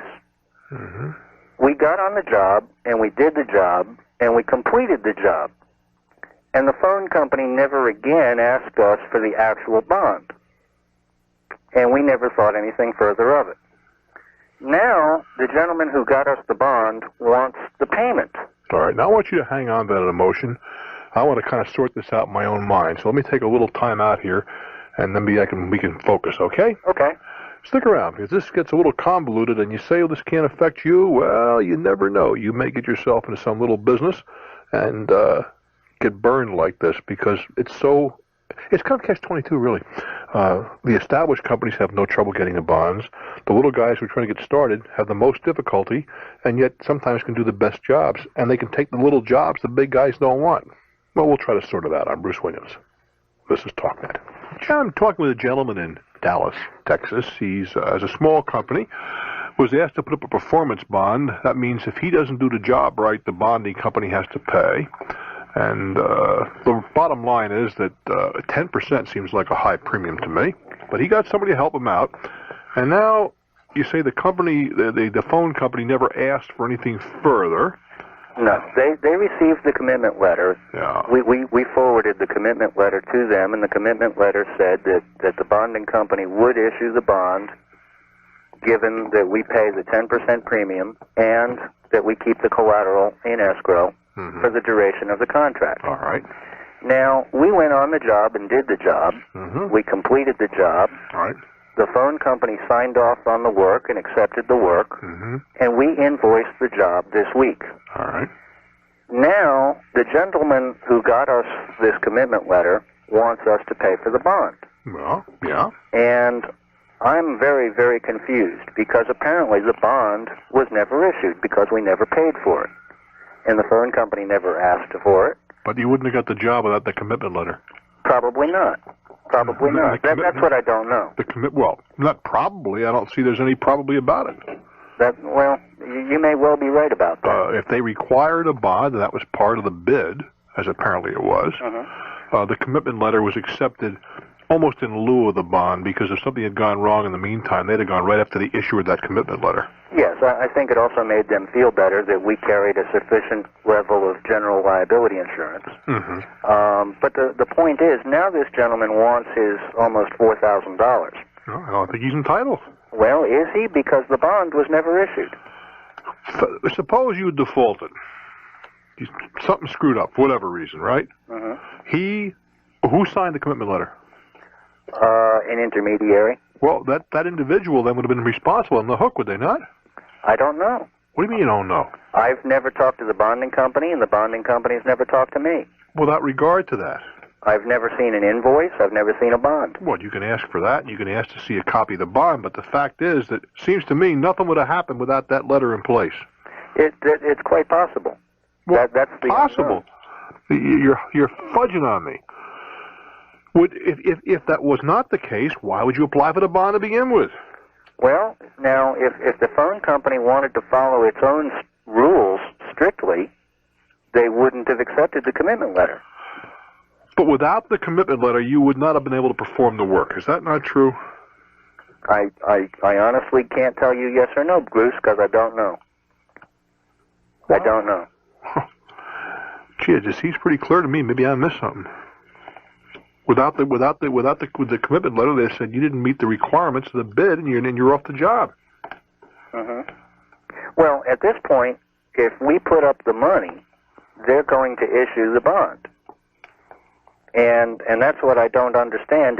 What is the purpose of issuing a bond on a job that is already completed? Well, we're going around in circles. You know my point. Yes. And you see, Bruce, the plot thickens here because the phone company required a Treasury-listed bonding company, and the bonding company is not listed on the best list of insurance companies. With Best Guide, you mean? Yes. It's not even in there, so I'm sure it's not Treasury listed. I'm not even sure it's an American company. I think it might be offshore. Well, it doesn't have to be an American company if they accept it. Well, I don't know. It just seems to me you got the work because the bond was filed. Given that, it seems to me that the premium is due. Very good. I appreciate it. That would be some personal. I'm not telling you if you should pay it, but that seems to me that that's where we should be. Yeah, no, I mean, the commitment letter was obviously of some benefit to us. I think critical, not just some benefit. Yeah. It just seems strange to me at this point to pay for a bond on a job that's already done. Well, have you ever had an insurance policy issued after the fact? I have, and I've written them. Really? Oh, I bound a risk one day when I was selling insurance, and about 2 hours later, the lady went out and had one hell of an accident. I mean, a big one, and decided she'd never drive again. But we were on the hook for the whole thing for like 1 day's premium. Next day, she called, cancel. I'm never going to drive a car again. There was my company had no idea they were on a risk. But I said, you're bound. Well, legally, they were bound. And, of course, they honored the commitment for the obvious reasons, because they were supposed to. Because one of their agents, a licensed agent, said, we're on the risk. Well, I don't see this is a whole lot different. All right, Bruce. Well, I appreciate you helping me to sort this out. Take good care, my friend. Bye-bye. We go now to Middletown, Pennsylvania. Hello there. Hello, Mr. Williams. Thank you for taking my call. I suppose, would it be okay if I just outlined what my situation is and then ask you a question? I don't see why not. Okay. I'm 29, married. I have a background, well, actually, I have a degree in music education. At the moment, I am working for a financial institution